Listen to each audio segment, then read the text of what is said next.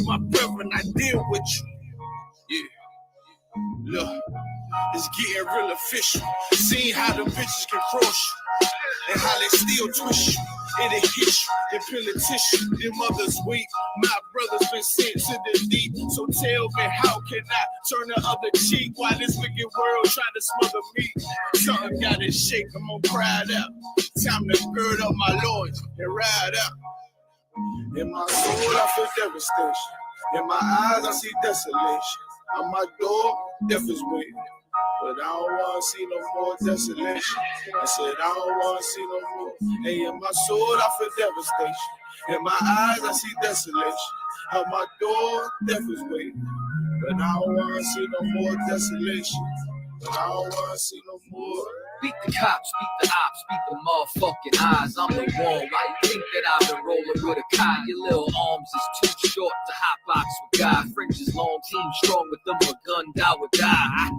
Tired of these fake snakes, crooked nature to oppress Jake. No pressure makes diamonds I won't break on this crooked landscape. We gon' make some shake, so I ain't got time to argue with you fucking reprobates. While these crackers getting richer when we raise the crime rate, and they hunt my people like gorillas and some primates. So we in these streets trying to raise a brother's mind state in every concrete jungle, from Cali to the tri-state. I buried brothers over beef that they couldn't squash. Blood in the streets, brains out like the lost. I trust the cracker when I mix that squash. You listening to real niggas, dog, who can't be bought. Whoa. Why you think I go so hard? Cause this world's fucked up, nigga, I've been scarred. PTSD, brothers can't drop their guard. Every day some bullshit, you gotta weave and vibe. There's no facade, so every day I'm on my job. It's time to send these devils to the land of Nod. Cause when I lost my religion, that's when I found God. So when I lost my religion, nigga, I found God. In my soul, I feel devastation. In my eyes, I see desolation. On my door, death is waiting. But I don't want to see no more desolation. I said, I don't want to see no more. Hey, in my soul, I feel devastation. In my eyes, I see desolation. On my door, death is waiting. But I don't want to see no more desolation. But I don't want to see no more.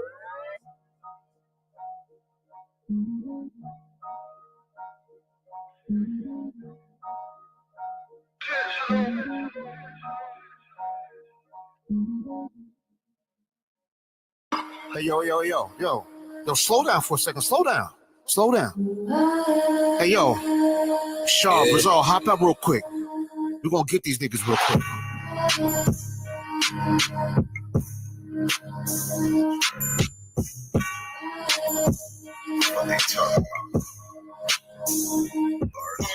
Just about a month ago, I was in a weird place, talking like they bout it. Come around, niggas scared straight. I've been locked in, no distractions for a year straight. This shit heavy duty, keep it cool, pump your air brakes. One West, I don't hear the rhetoric. One West, versus these cats, we ain't sweating shit. Pop it on the internet, you see them, they ain't saying shit.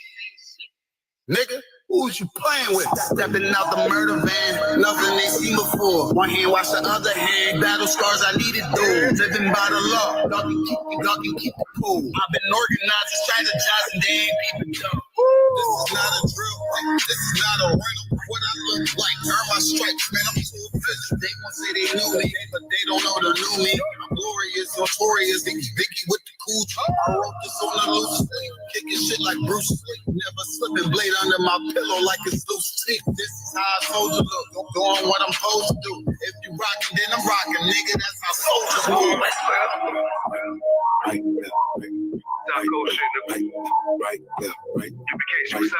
Soldier move, nigga. Soldier moves, nigga. Shaw. Okay. Man, I hate when the pussy niggas speak to me, cause only one I talk to is beneath the sheets. I'm rude in speech, cavity in my fist might lose your teeth. Who is you to me? Now you can't even damn chew or eat, just fucking drink. But I take that way if you don't even think I'm off the leash. I'm humble but will still unleash. Talk big but shrink when you're around a damn righteous priest. I'm so unique, and all my women thick, petite, I'm gone. I be on my level. Haters want my shine. Nigga, I ain't shit. I think they know I'm lying. But really, I hate shit. Ain't enough crackers. I need a whole buffet, cause I ain't going backwards. It's such a fool's game to think that you have to seek power. You have to seek the Most High, and you'll have all the power. I got more power, brothers, than you could imagine, and I've sought none of it. Like I got power. I haven't sought none of it. I just want to work hard in this job. I want to be the best soldier I can be. All my soldiers take over. All my soldiers take over.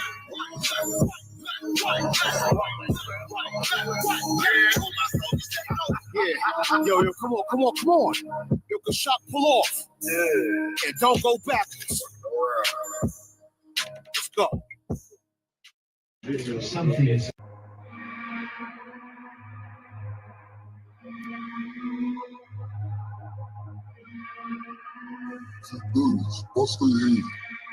OD and on the beat, Narcan flow. We outside. We outside with it. That temperature's getting hot, we take it outside. You run your mouth up in this store, we take it outside. I got my killers with me, you won't make it outside. Outside, cause we outside. Before the COVID had the mess and we was outside. The Glock loaded extra mag and it's outside. There's one west for that bag and we outside. We outside. I got the world in the palm of my hand. One west sleeve stretched through it live on the gram. Had a whole world viewing. Click and subscribe. Had them niggas off the block, tell them shooters they want a job. I just put them on the payroll. When I get control of them, I just mold them like they Play-Doh. Soldiers giving Halo, trying to get up at them pesos. 40 cows send you out of space, Jeff Bezos. And Jeff Bezos, leave you all boxed up. All cause my delivery. I be on that prime shit. Take you time to get with me. Got me like Vladimir. Treat you like the Ukraine. Raid your little city, now you boating like Usain. Scope costs more than the rifle. I got new aim. Fresh kick, spit with the blick. Not my shoe game. Used to have a dirty 30 tied to a shoestring. Now I got that Ruger 5 and 7. That's my boot thing. That temperature's getting hot, we take it outside. You run your mouth up in this club, we take it outside. I got my killers with me, you won't make it outside. Outside, cause we outside. Before the COVID had the mess and we was outside. The Glock loaded extra mag and it's outside. There's one west for that bag and we outside. We outside. That temperature's getting hot, we take it outside. You run your mouth up in this club, we take it outside. I got my killers with me, you won't make it outside. Outside, cause we outside. Before the COVID had the mess and we was outside. The Glock loaded extra mag and it's outside. There's one west for that bag and we outside. We outside. I don't talk hardly. Be there when you call me. Send them Philly clippers at your head like a baldy. Chopper get to run down your block like a Harley. No, this ain't a big hog. This the big dog. In your city, swinging through the jungle like it's pitfall. In the water wading, marching to my cadence. Big bursts of thunder in my hands like I'm reading. Shitty little combat sounds, but I ain't playing. Look 'em in the eye before the war like a weigh-in. I'm up in the AM, politicking movements with that Draco from the vid because it's proven. Waiting on my brother out of bed, he ain't do shit. That's how life go. Win some, you lose. Seen a little nigga beat a big nigga out his shoes. Seen that nigga come back, pull up with a gun strap, rob everybody outside, told him run that. We outside. That temperature's getting hot, we take it outside. You run your mouth up in this club, we take it outside. I got my killers with me, you won't make it outside. Outside, yeah, we outside. Before the COVID had the mess and we was outside. My Glock loaded extra mag and it's outside. It's one west for that bag and we outside. Outside, yeah, we outside. That temperature's getting hot, we take it outside. You run your mouth up in this club, we take it outside. I got my killers with me, you won't make it outside. We outside, and we outside. Outside, and we outside. We outside, yeah, we outside. It's one west on them corners, and we outside. We outside with it. Hey, don't have messed up, no. Bad news, it's to beat your home, nigga. Yeah. Go on, get on his ass real quick one time. 144, bitch. They said you get on, you gon' represent. I said, of course. Soon as they trade that beat, I ride that bitch just like a horse. She about to go dumb, yeah, bitch, we whole thought. You ain't know they told me Obi-Wan. I go with the fuck. You gon' ride, yeah, of course. Get it lit up like a torch. You even low on the door, so that bitch is either or. Yeah, I know them niggas ain't cut like that. I swear I'm too caught. Wait up, let me make a call right quick. I'ma start another war. I was hearing when she left, but I don't care about car. I need a Vaseline like my Nina Papa bar. Took a sock, watch the dark. Matter of fact, like the dark. Any problem, let them go. We gon' snap they soul like Shane Shaw.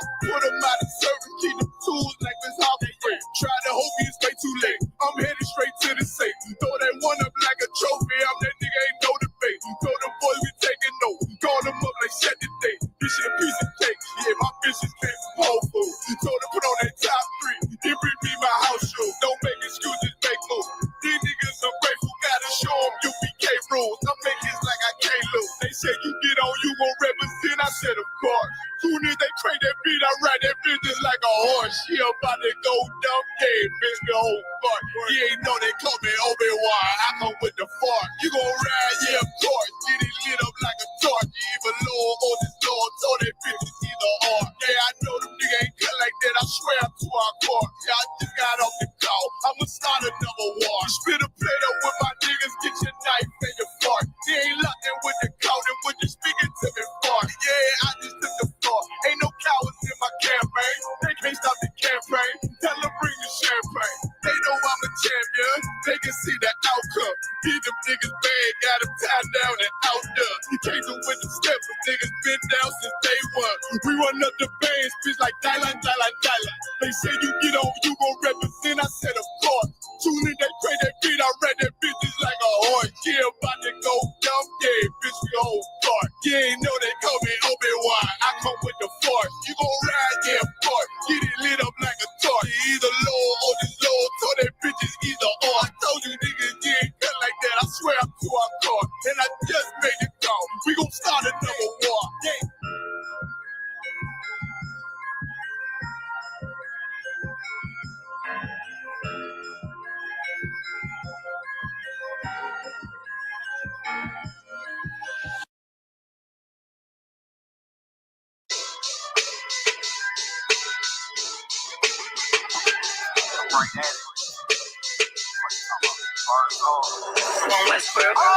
Hear the hunger in my voice. They used to tell me to speak up. The problem was of what I was saying, they couldn't keep up. Instead of moving around with some patience, they tried to speed up. It got colder than a bitter bitch, found me a way to heat up. What's a favor for a favor if we all didn't make it? Kept it 100 with everybody, but they just won't change. I ain't get caught up in the hype, cause I ain't feel like I made it. Couldn't picture me here now, but here's your moment to frame. And I ain't never understand that self-entitlement spirit. Self-revive, I don't wanna get near it. Before I made the appearance, I took a second, took a look in the mirror. This dialogue, the only thing that I fear. Y'all got me fucked up. It's all passion. It's tradition. It ain't fashion. There's no action. They make threats and it's still passing. I think massive. No response. That's still tact. Y'all should quit rapping. Cheap shots. I'm cinematic. I ain't average. I'm an overdose fanatic. I go, you lose and win like asthmatic. Shot first. That's automatic. I'm the best in my division. In the ghetto like the pigeons. In the hood like the engine. You a bull for that chicken. I don't fake split the scissors cause my mind made up, nigga. Begin to end the time, but my time ain't up. Now when I was young and running wild and wide-eyed like a cabbage patch, I had to get it as vivid, adapted to my habitat. It's certain shit I won't do,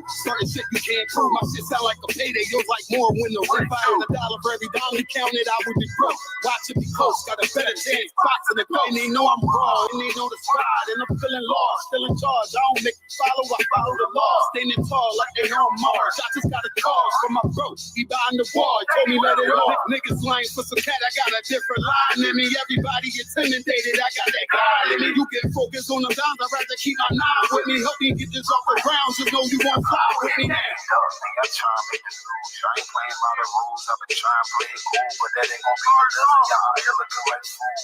Home the truth. I ain't never had to choose. I'm trying to get beamed up, man. Y'all trying to make the news. I ain't playing by the rules. I've been trying to play it cool, but that ain't gonna pay the bill. Out here looking like fools. Home of the truth. Y'all ain't never had to choose. Trying to get beamed up, man. Y'all trying to make the news. I ain't playing by the rules. I've been trying to play it cool, but that ain't gonna pay the bill. Out here looking like fools. Home of the truth. Y'all ain't never had to choose. Trying to get beamed up.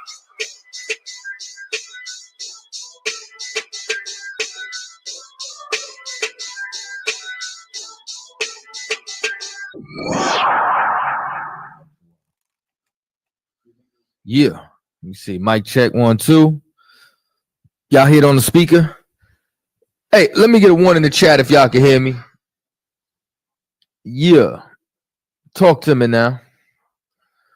What's going down? Throw them 1s in there. We gonna see. Mic check. 1 2 1 2. One's coming in. That means we live and direct. This is Cross the Line Radio. Yeah, I mean, every single Thursday, 10 p.m. Eastern Standard Time, Lord willing. So, once again, it was another Christian beatdown last night. This time, Captain Tazaryach was joined by, you understand, none other than Captain Akkad. And it'd be real interesting, right? I know we got one person trying to come on the chat. Let me see. We got callers already too. You know what I'm saying? So we gonna bring you up in a minute, Saint Swarthy. All right. So just bear with me, but I wanna just give a brief introduction, right?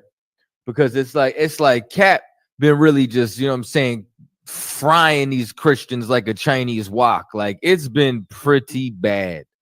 You know what I mean? Like to the point, like even when Cap like battled that God Logic cat, this is when you know somebody knows that they got their ass whooped, right? When he start copping pleas and excuses, when he start talking like, yeah, you know, see, God, Christ being God, that's my bread and butter. But you know, that other topic, I don't really know too well. You know what I mean? That's when you know you got your ass whooped. And that's why what Captain Tazaryach said, if you notice since then, you know what I'm saying? If y'all been paying attention, I've been paying attention a little bit, just a little bit. All they want to do is talk to Muslims now. You know what I mean? That's usually how it goes. But outside of that, what else happened? Let me see. We got a super chat. He said Cap got stepped on last week. Now, Cap be stepping on y'all like Godzilla steps on cities. You know what I'm saying? That's exactly like we the big steppers. You know what I'm saying? Y'all Littlefoot.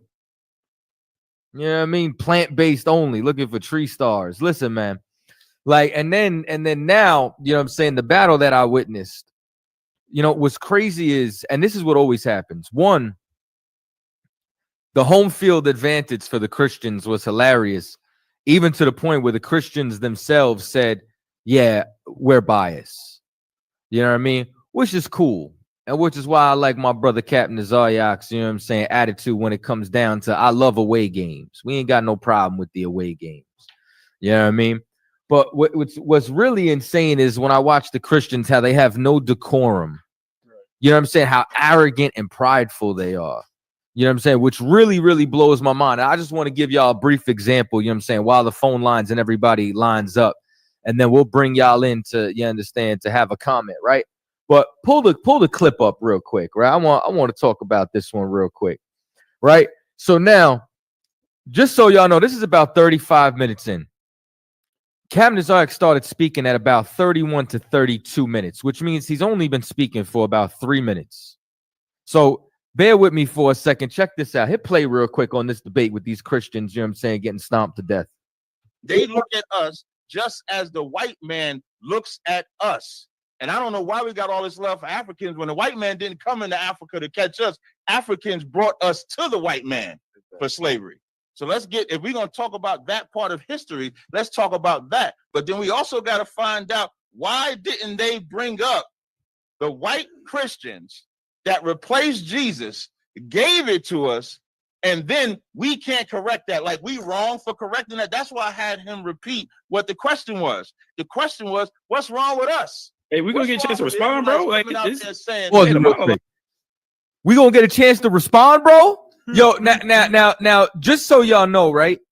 The moderators at the beginning of the show let down some rules. And one of them was not to do interruptions. So not only, you know what I'm saying, is he breaking their own moderators' rules, right? But this is what I want y'all to do, right? I just told y'all Cap was speaking for maybe 3 minutes. And this, like I said, this is why Christians disgust me. Here's what I want y'all to see. Go to the 21-minute marker. Right? About 21. Hit play. Jesus, how Christianity was spread.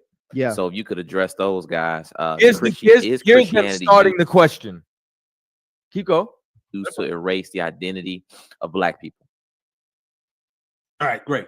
So, you know, it's always important for us to define terms. His right? man goes. So we're talking about the next one goes, right? We at the 21-minute mark. Let me get a little. Here's what I want you to do. Go to the 29-minute Let's deal marker. with the suffix of the word, right? The IT and the Y, right? Israel. When you think about it, if you believe the that, Christians, first of all, only Israel can be saved. Do it real quick, right? Or if you take the version of the Christians been speaking for 8 minutes without interruption. Go to the 30-minute marker.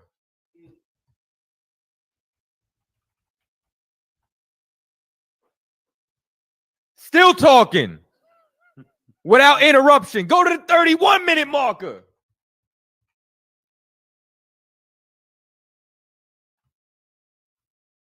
Now specifically, Cap asked them to repeat the question. You know why he's got to ask them to repeat the question? Because they did not answer the question. So now, mind you, they spent 10 uninterrupted minutes not asking the question. And as soon as shit gets a little hot, you know what happens? Christians got to come out their face. Now bring me back to the 35-minute mark and about 35. So go to 35 if you can. Right there, that's fine. Hit play. This ain't a monologue, my guy. This ain't, go ahead, Adam, go ahead. This ain't a monologue, my guy. After you just went on a diatribe, you want to talk about it being a monologue. Christians disgust me. You have no brotherhood. You have no discipline. You have no decorum. You barely have any masculinity. Y'all disgust me. Play. Listen. Can I answer your question? It's an open forum. So if you got something to say, Adam, part of the battle I love. Can I answer Let your question? this sizzle in your spirit.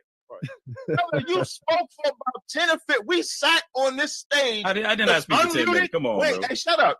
You answered the question. Whoa. Did I not show you the Christian spoke for 10 minutes? I did not speak for 10 minutes. Y'all spoke for 10 minutes. Liar. Keep playing. Whoa, hold on, guys. Hold tight, Cap. Cap. Listen. Y'all can get the good side or you get the bad side. Wait, Cap. Listen. We gotta keep it respectful. You gotta say him. Listen, he interrupted me. No. Listen, the interruptions will happen. This is a passionate debate, but the shut ups and all the little, we gotta keep that. Hell no. If he interrupt me, if I give somebody respect and they can't respect me, I ain't gotta respect them. No, Cap. He's fired up. He's fired up. Listen, I get. I interrupted. Did you? So you ain't even got to talk now, Adam. So, Captain, are you posing the question? Posing the question to who? To Adam. I ain't posing no. I'm talking. So, which side you on, moderator? Captain, listen, man. This is why you can't give a Christian no power, neither, because Christians will abuse power. Right. You understand? Whose side you as a moderator, right? You supposed to keep time, right? You supposed to not let your biasness affect, you understand, the flow of the debate. You know what I'm saying? You're supposed to make sure people get an equal shot. Christians do not have, this is why Christians should not have the authority to judge. You understand? Because there's no righteousness in them. There's no truth in them. Good? Captain just turned up right now. So look, Captain, look. Y'all on my side or y'all neutral? So check it out. I ain't asking him nothing. I'm trying. Listen, so Captain, close out. Listen, Captain. May I say something? I need you. I want to close out here because right now we're not being productive anymore. Let's close out so we can get over. Wait, hold on, Bakar. How are you trying to close out with me when I'm being interrupted? When I was talking, these brothers talked at length. Nobody said nothing. It seems Captain, like a bias here. Captain, continue with your statement, and then we'll give BK and Adam opportunity to. Wait, so my brother can't talk after me? Y'all changing up the whole flow for the Christians. Now, mind you understand, my man on the bottom spoke, man's up top spoke. They speak for over 10 minutes without interruption. Cap can't get 3, and then they want to stop both. Like this is what they want to do when you want. What do y'all want, an echo chamber? Keep playing it. Now watch this. Captain, is that what we doing? Captain. Come on now. Let's not. I don't want to get in victim mode. We're gonna make sure. Get your statement going. No, it's not. Wait. Slow down, moderators. It's not a victim mode. But in the first round or the first segment, I spoke. Captain Akai spoke. Those brothers spoke. We gave them the respect, didn't interrupt. When it got a little hot, Adam got in his feelings and talked while I was talking. Now, I don't mind the interruptions. I do this so that when I interrupt them, they can't cry like a little girl. But y'all got to tell me how it's going to go. You said in the beginning, no interruptions. Right. That's what you said in the beginning as the moderator. So if he's interrupting, you're changing for him instead of holding to what you said. So, Captain, so what are we doing? See how they ain't got see how they ain't got shit to say now? And don't worry, Captain Tazaryach showing up tonight. You know what I'm saying? He gonna be here in a couple minutes virtually. The brother's in Atlanta right now. All right. But my whole point in everything that I'm saying is this is why Christians, right, cannot have no power seat.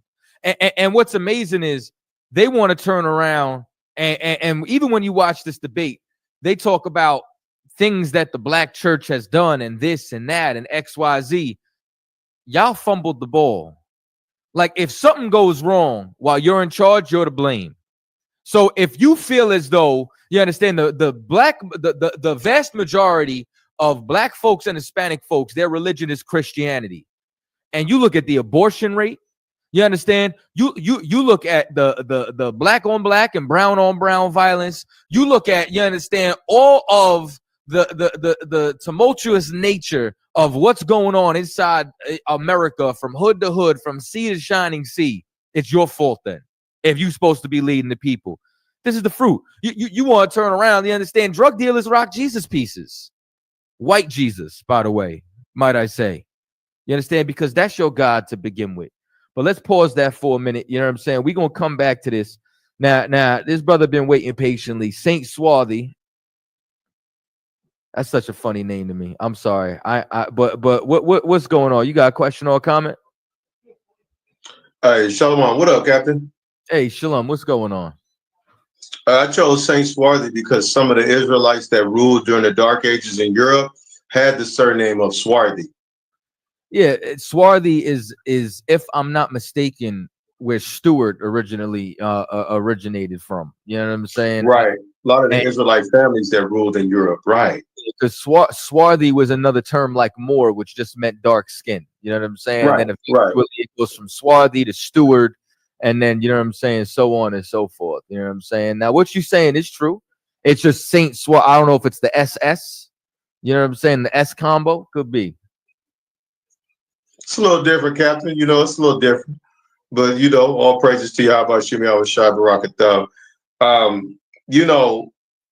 don't even know why we even waste time with Christians when, you know, one of the biggest fundamental lies they taught was that Christ was white. So a lot of times when the truth of the Bible, the definitions that stand on the truth, when the truth of what world is being spoken of in John 3:16, which is exclusive to the Israelites, right? Man, I found out, Captain Tazaryach, that actually the word church is referring to the race of the Hebrew Israelites when you look at it in its fundamental and root definition of where it came from.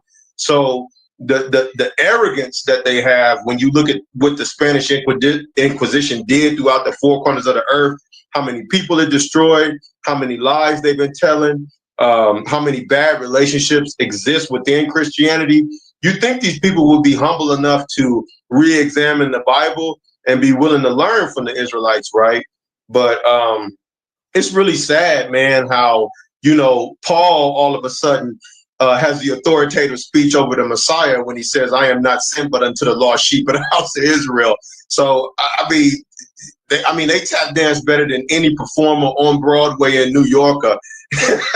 It's just amazing to me how they run from the truth. What I would say is, one, Paul comes under the authority of Christ. Christians don't understand Paul like what Peter said. Peter said, you understand, they wrestle with this as they do other scriptures to their destruction. So it's not about Christ having authority over Paul. It's that they do not understand the Bible. They don't understand Christ's teachings. They don't understand Paul's teachings to begin with. So there's nothing that Paul said that contradicts what Christ said. One. Two, I am in agreement as far as what you said towards the middle with their behavior, but that's why we have to entertain Christians, because of how many of our people are under that witchcraft. You know what I'm saying? Because if we don't have those discussions, you know, it's like what Paul said when he said rob these churches.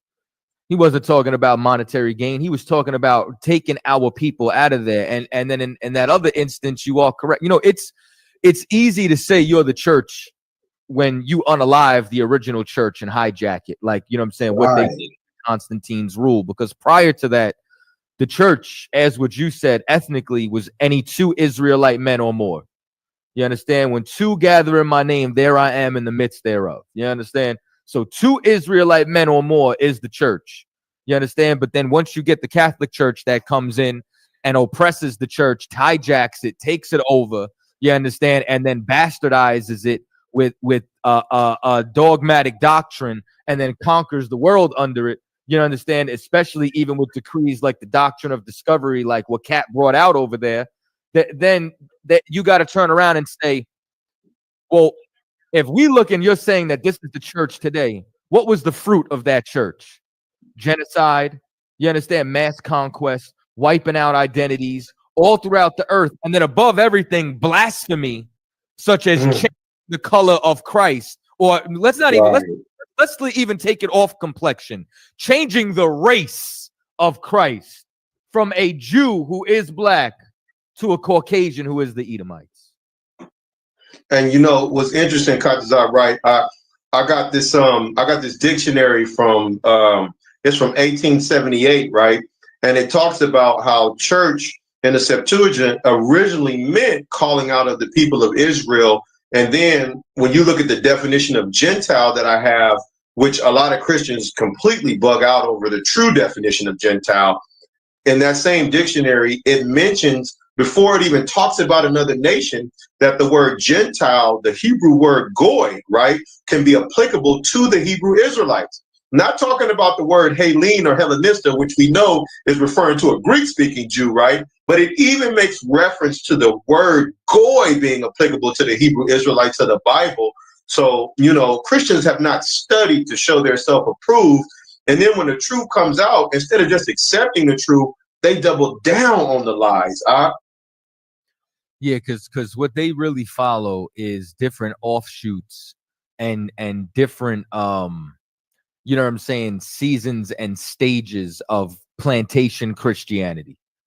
You know what I mean? Like they don't follow like the early Christianity that, like, if you've ever read The Soul of Black Folks by W.E.B. Du Bois, in the 10th chapter, he speaks about a new Christian emerging where there was a tint of revenge inside of his religion.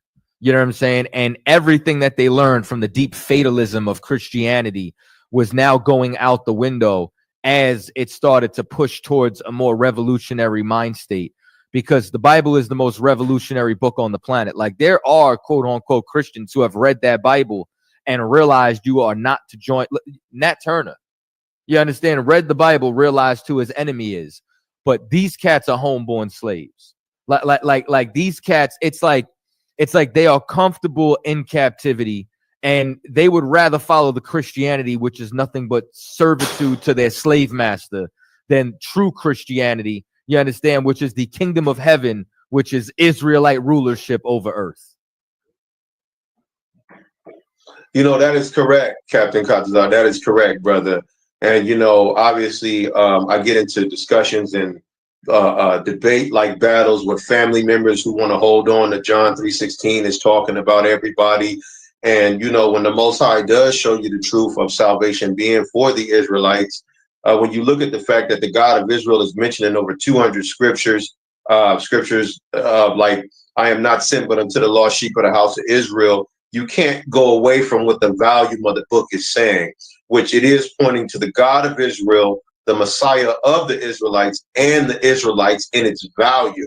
So if a Christian had to go scripture for scripture with us, they wouldn't be able to win a battle like that, because when they run out of scriptures that they misunderstand, we would still probably have like 400 or 500 precepts to read after that. So, I think it's quite pathetic that, you have adults that would hold on to lies like this. Like, they can always just put the Bible down and live their life. But it's sad, man. It's like if you taught a 5-year-old the truth of the Bible without the poisoning of Christianity and what it's taught in the world, they would understand that it's about the God of the Bible. It's about the God of Israel, the Messiah of the Israelites, and the Israelites in its volume and totality. Listen, without a doubt, and even with everything that you're saying, it's because they're indoctrinated. And the easiest things are impossible to learn if you already have a predisposed disposition to it, because you're going to be trying to fit a square in the circle because you believe it's supposed to be this way. And the hardest things are very easy to learn if you have no pre-exposure or disposition to it, because you don't believe it's supposed to be done a certain way. So you're able to receive the information. And that's why Christ said, you can't put, you know what I'm saying, what do you call it? A new fabric on an old garment. You know what I'm saying? It don't work like that. You got to start fresh with your garment. It don't work any other way. But these cats have been miseducated and misinformed in that Christian. And you know what bothers me too? Especially when Israelites do it. When they try to take shit out the seminary school and start talking to me about exegesis and eisegesis, I really want to tell them, shut the fuck up. Excuse my language. You know what I'm saying? Because it's like, they want to sound smart and more relatable to the Christians and talk about seminary school is garbage. Y'all think you did something going to seminary school. You did nothing. You understand? You were trained in the oppressor's doctrine. You know what I'm saying? You went and learned Eastern culture through Western eyes and think you know something. It's disgusting, man. It's so true, Cap. This is so true, Cap. You know, but I do believe in predestination, and I do believe that the Most High reveals the truth to the Hebrews of the Bible that he chooses to. So we have to understand that predestination means that some of us, no matter how many facts or truths we show, are fundamental things that are the same in the Bible. Some of us are just not predestined to get it. Listen, I'm well aware, but you know what? There are some gems that are still inside the Christian church. There's some gems that's in Egyptology. There's some gems that's in every philosophy under the sun, and it's why we have to keep having these conversations, keep doing these debates, because all of it yields fruit, because there's brothers and sisters that's lost inside there that haven't been exposed to the truth yet, or maybe haven't been, like, I went through the comments, right, and outside the vast majority of slaves, and you know what I'm saying, that just don't want to be woken up, there was a couple of Christians that I watched, and one of them said something where he was like, man, I had the wrong pair of glasses on my whole life, that I really wasn't able to change them until I saw what Cap said. Because one thing I can say is Cat Tazaryach had some strides on that show where he got to just teach. And in just teaching, you know what I'm saying, it was clear and concise. And what you'll find is these Christians never actually address what he says directly. You know what I'm saying? Nobody touched on the color thing. Like, you want to say that Christianity doesn't strip away culture, then why is the Russian icons not replacing the white Jesus in all the churches? You know what I'm saying? Why do y'all then want to argue and turn around and say that race or color doesn't matter? Which was one of my favorite parts of that, was when Cap turned around and said along the lines of what did he say? He said it called Christ the Lion of Judah while he was in heaven. Even in heaven, his tribe mattered. You know what I'm saying? But hang tight 1 second, Saint, and then I'm going to slide over to the phone lines real quick, all right? Let's see, 412-519. 412, you can hear us?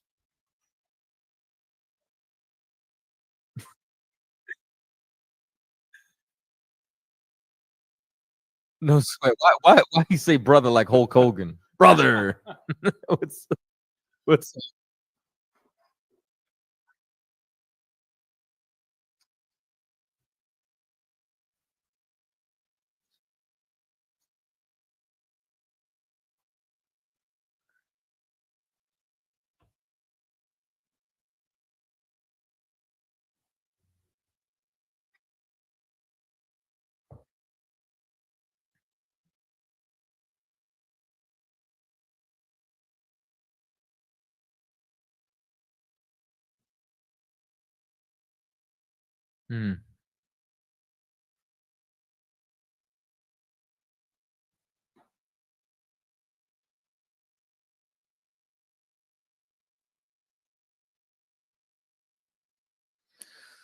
Okay, they don't, when you say like belong in this land, they stole this land. You know what I mean? Like this is not like the earth at one time was divided as far as every nation, the Lord gave their own, boundaries of their habitations. You know what I mean? Where Africa was like the land of Ham. You know what I'm saying? Like there was a portion of inheritance that was given to Moab, a portion that was given to Ammon, so on and so forth. These cats, what happens is what they were blessed with was the sword. Right. And as a result, they've used the sword to take the fatness of all the land, where they take the best parts. Like even when they came to America, right? First of all, they couldn't survive off the rip. The Gadites helped them survive. Then how do they repay the tribe of Gad? They slaughtered the tribe of Gad and then put them on the worst part of the land, which was the reservations. And then once they get on the reservations, they're like, yeah, irrigate your own land. Well, you just moved us miles from any fertile land in the river. How the hell do you want us to grow crops and survive here? You just slaughtered the buffalo by the millions, so we can't even be hunter-gatherers anymore. What the hell do you want us to do? And then you fast forward a couple of 100 years later, you know what I'm saying, or give or take. And then now, you know what I'm saying, they want to build pipelines through the same, you know what I'm saying, land that was supposed to be sovereign, you know what I mean, in North and South Dakota. So it's like, listen, these people are the devil. You know what I'm saying? They don't stop with the oppression. They don't belong here. You know what I'm saying? They don't necessarily belong anywhere, but everywhere that they go, they are like a disease. You get what I'm saying? And it's why they can't be in power. You know what I'm saying? Like, you put them in like if you want to understand why the earth is how it is, it's very simple. When the righteous is in authority, the people rejoice. When the wicked is in authority, the people mourn. Go look at who's in authority, and you will understand why there's so much confusion and hate. You know what I'm saying? And when I mean hate, I don't mean the feeling, I mean the action. You understand? I mean mass unaliving. You know what I'm saying? Like so on and so forth. It's because they're in charge. And this is what happens when the earth was given into their hands. Right. I believe everything that you just said, man. Have a blessed day, brother. You and Captain Tazaryach. Okay. Just keep, man, that word going. All praises to the Most High. Damn right. Most High in Christ, brother. Appreciate your call. All right.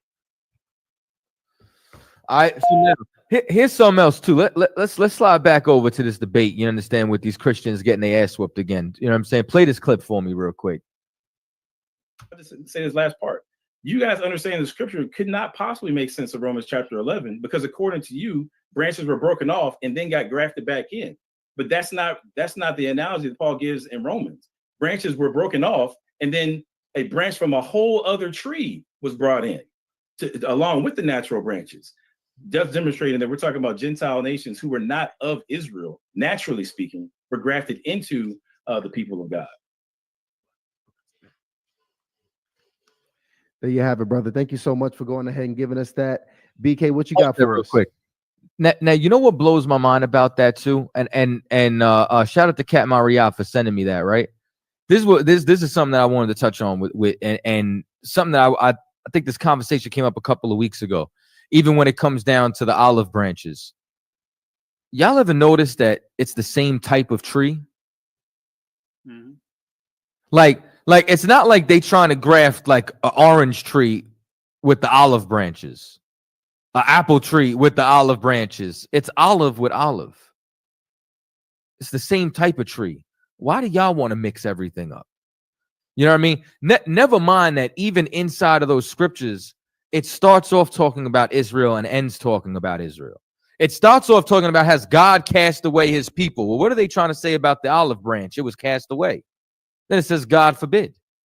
And then at the end of everything, it says, and so all Israel shall be saved. Well, how is all Israel going to be saved? Because what was broken off returns. This is the problem with Christianity, right? Hit play again. Yeah, so he mentioned Romans 4. Well, I mean, let's just start from the top of the chapter then, because context is always king. So Romans 9, verse 1. I speak the truth in Christ. I am not lying. My conscience confirms it through the Holy Spirit. I have great sorrow and unceasing anguish in my heart.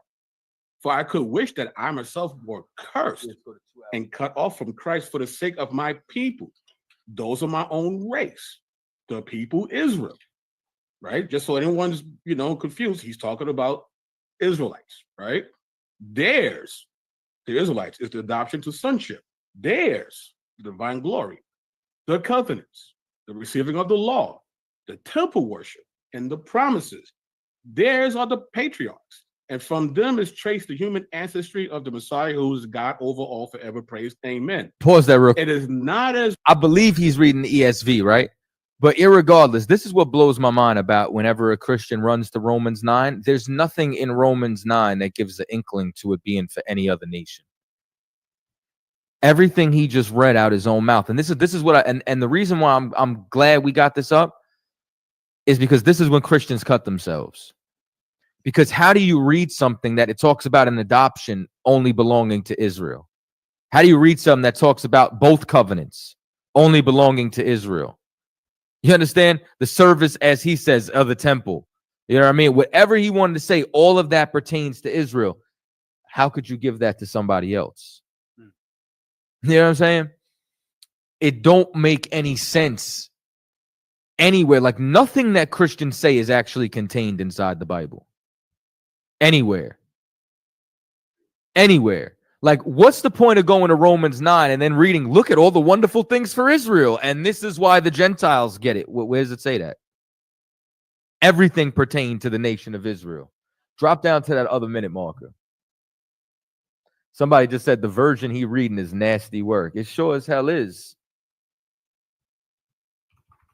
In America today, you ain't even got to listen to the Israelites. Just look at this election that just happened. You had Donald Trump versus Kamala Harris. And you know what they used to placate who you should vote for?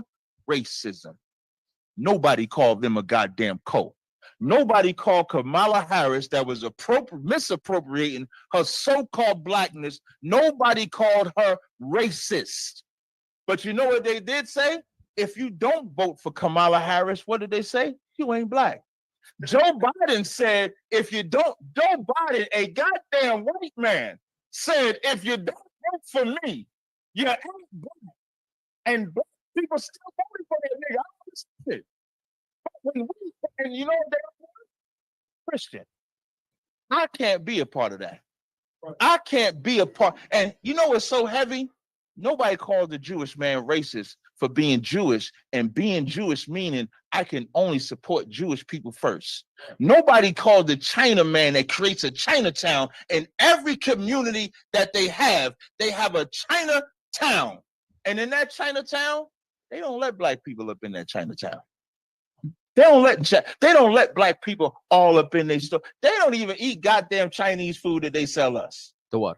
They eat a totally separate food. Nobody called them racist. In Jersey City, where I'm from, they got a whole East Indian section of East Indian. And they can be East Indian. And they don't let no other race in there. You know what the black Christians do? We got the China man in there with Chinese food. We got the East Indians in there with the damn chicken. We got the Arabs in there with their chicken. We got Africans in there. We got every other race of people in our community. Do you think that's by chance? You know what Pharaoh said about the children of Israel? That we got to deal wisely with them, because if we let them alone, they'll be greater than us. You know what black people did when slavery was over? We got greater than them. When we so-called was free in the 1800s and 1900s, we built the greatest black cities during segregation. During segregation, we knew all we had was us. You ain't seen a great city of black people in integration. In integration, show me the black city that has flourished. There is none. But I can show you plenty of them that flourished. And you know what that became? A threat. I can go even further. You know why there ain't no Negro League? Christianity, integration. The R.A. Dickey, the owner of the Brooklyn Dodgers, said, we're going to take their best players. And when we take their best players and they complain, we're going to say, didn't y'all want to integrate? You know how powerful a baseball team is? Let me educate y'all for a second. Where we at in Atlanta? What's the Atlanta Braves? When you go to an Atlanta Braves game, you know what you might get? You might get hungry. So you about to go to the food stores at the damn stadium. As you go there, give me a baseball player. Any baseball player play for the Braves? Give me one. Y'all don't know nobody. They don't watch baseball. But now, let's say the baseball player, you're going to buy their memorabilia. If you want to drink, you're going to buy their drinks. So that one sports team allows the other businesses around there to economically flourish. Because of Christianity, they destroyed your Negro League. Now, you might say that that's not racist, that's business. When the NBA merged with the ABA, you know, they still kept some of the ABA teams. They didn't get rid of the ABA teams. You know who owned those ABA teams? White folk. But the Negro League, they made sure they got rid of that. So when you ask me, can you be a black Christian and be a black people? Can we be black people? It's like asking, can you be homosexual and be pro-black? You cannot. They do not go together. You cannot love your oppressor and love black people at the same time when your oppressor hates you. You can't love and serve two masters. At some point, black people are going to have to be selfish about loving black people, and that's what I love about this Bible. Christ never talked to non-Israelites about redeeming them. Ever. Ever. He gave one white woman a blessing. And you know what the white man gives you? Food stamps. He gives you an EBT card. That's the blessing you get. And then feeds you drugs. So when you ask, can you be Christian and be about black people? No, you cannot. But you can be an ISUPK Israelite and be about black people. You can do that. So can I respond to that? Captain? We're gonna close out. So and it's like they say, can I respond to that? This is what I want to know. And this is not even what I want to know, but this is also why Christians have failed the community. You know what I'm saying? Because how could you respond to that and then turn around and act as if integration was a good thing?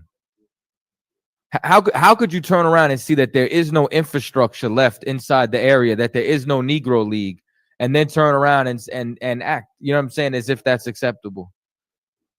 You know what I'm saying? It's no other race of people, even like when I see them become Christian, forgets their race. You know what else even blows my mind? Is this how you know that Christians are full of shit? There's primarily Chinese churches. It's primarily white churches. It's primarily black churches. Y'all understand? Like, if y'all were this one big melting pot, you know what I'm saying? Why is it that there's primarily Asian churches? Why was there a African Methodist church with primarily black people, and then when they actually let a white person in, he unalives everybody in there?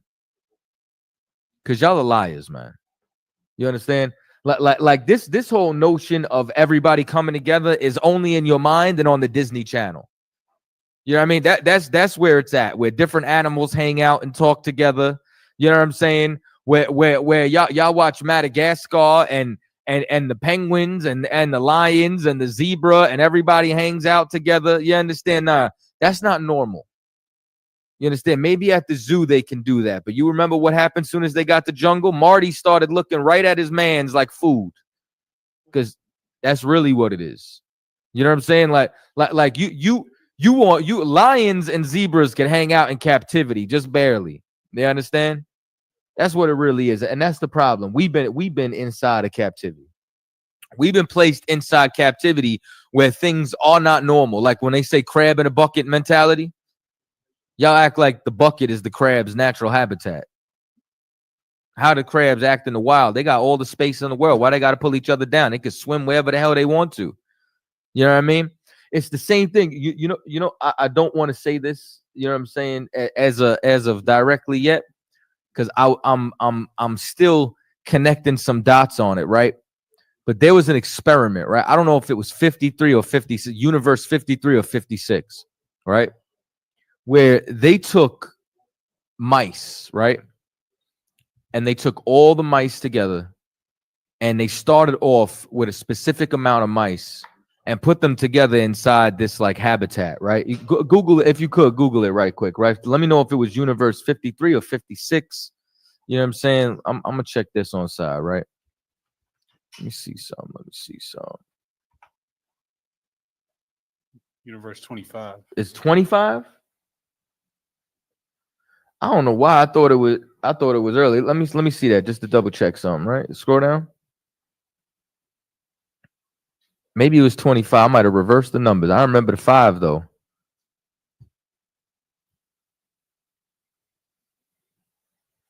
You know what? Pull it up. Put it up on the screen so that they can see it. Pull it up on the screen and read that for me.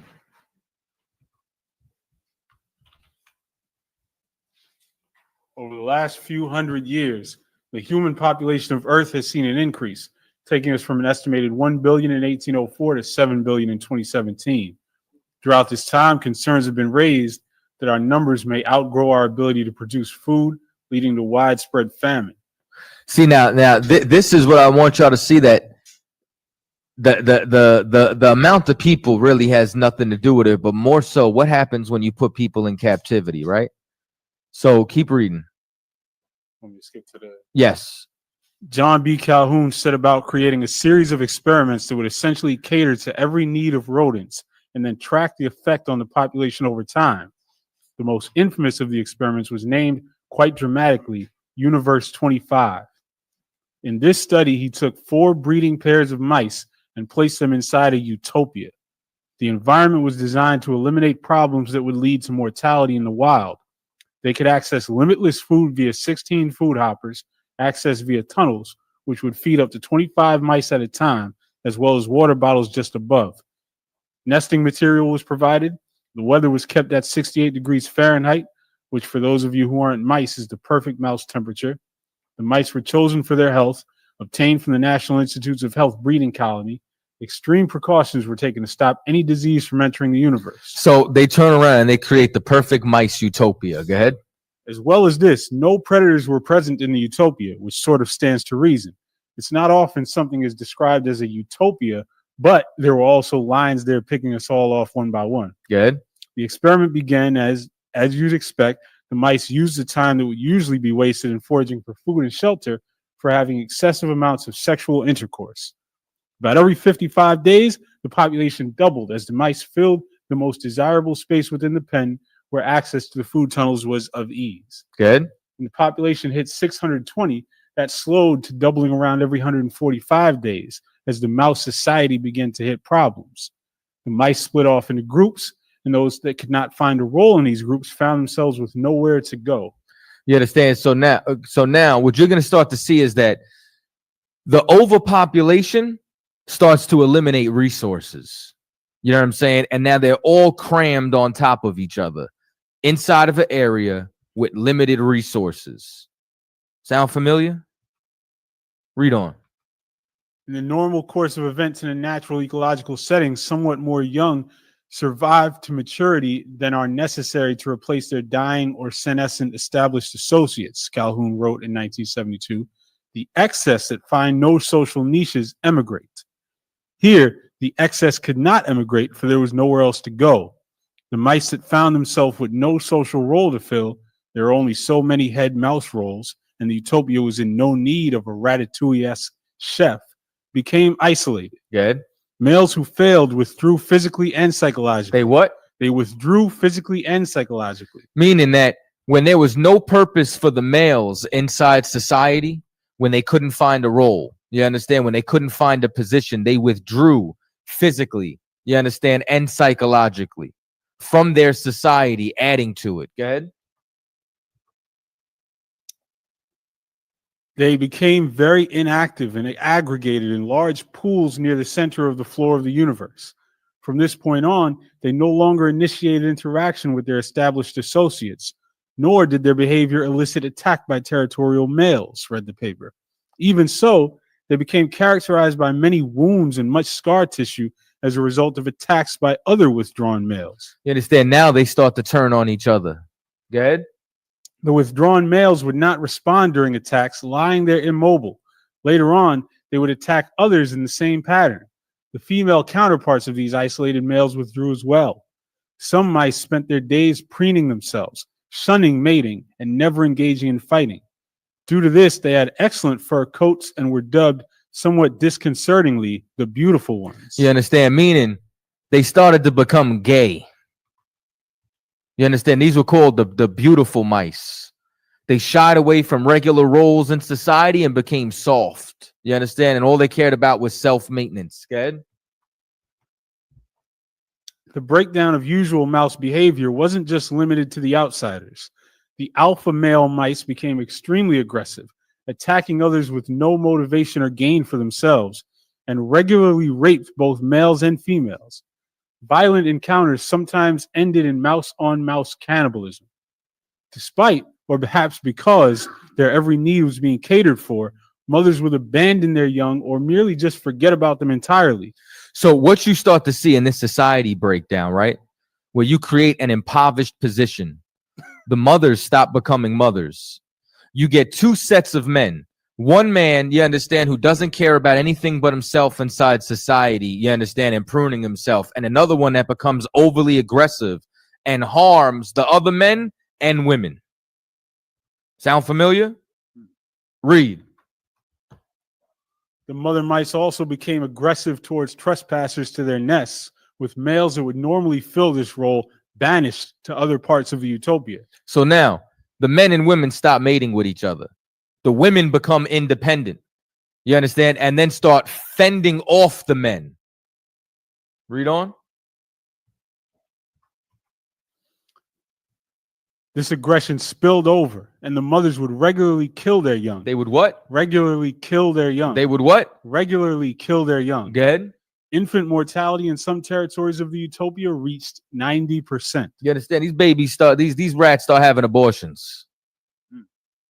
You understand? Start going through postpartum depression. You understand? Like a sister who throws their baby outside. You understand? The fourth floor of the Bronx apartment because she gets tired of hearing a baby cry. Good. This was all during the first phase of the downfall of the utopia. In the phase Calhoun termed the second death, whatever young mice survived the attacks from their mothers and others would grow up around these unusual mouse behaviors. As a result, they never learned usual mice behaviors, and many showed little or no interest in mating, preferring to eat and preen themselves alone. You understand? Meaning they disrupted the entire culture of the mice. That they start learning erratic behavior instead of the regular behavior, which now sends the entire civilization in a spiral. You could look at the breakdown of Universe 25 and you could compare it directly to America. You can compare it directly to the ghettos. Like you know what people don't know and what Christians don't know because they're too busy with their head up the white man's ass is that they don't comprehend that the ghetto and poverty, you understand, is designed just like Universe 25. You understand? Meaning it's not something that couldn't be prevented. It's something that was organized and constructed into this. You know what I'm saying? And like what you're looking at is an impoverished condition. And you could literally see it inside every single nation. The difference is every other nation isn't oppressed in the same capacity that our people were oppressed. And what I mean is look at you understand the Italians when they came over here. When they were impoverished, what's the first thing that they did? Organized crime. You understand? Poverty leads to crime and they organize themselves. You know who else does the same thing that they don't talk about? Chinese did the same thing. You think they don't have gangs? You think they don't have triads? You get what I'm saying? Like you think there's no Chinese or Japanese gang? You think there's no Yakuza? Poverty breeds crime and breeds your own people turning on each other. Keep reading. The population peaked at 2,200, short of the actual 3,000 mouse capacity of the universe. And from there came the decline. Many of the mice weren't interested in breeding and retired to the upper decks of the enclosure, while the others formed into violent gangs below, which would regularly attack and cannibalize other groups, as well as their own. The low birth rate and high infant mortality combined with the violence, and soon the entire colony was extinct. During the mouse apocalypse, food remained ample and their every need completely met. Calhoun termed what he saw as the cause of the collapse behavioral sink. Good. For an animal so simple as a mouse, the most complex behaviors involve the interrelated set of courtship, maternal care, territorial defense, and hierarchical intra-group and intergroup social organization. he concluded in his study. Good. When behaviors related to these functions fail to mature, there is no development of social organization and no reproduction.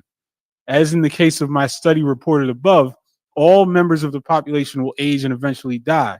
The species will die out. So now, you know why they call this Universe 25? Because that entire societal breakdown that he just broke down, they repeated 25 times with the same conditions met, with the same amount of mice, you understand, with the same amount of food. And every time it started off as a utopia, once they grew crammed amongst each other and then it became impoverished, they all turned on each other.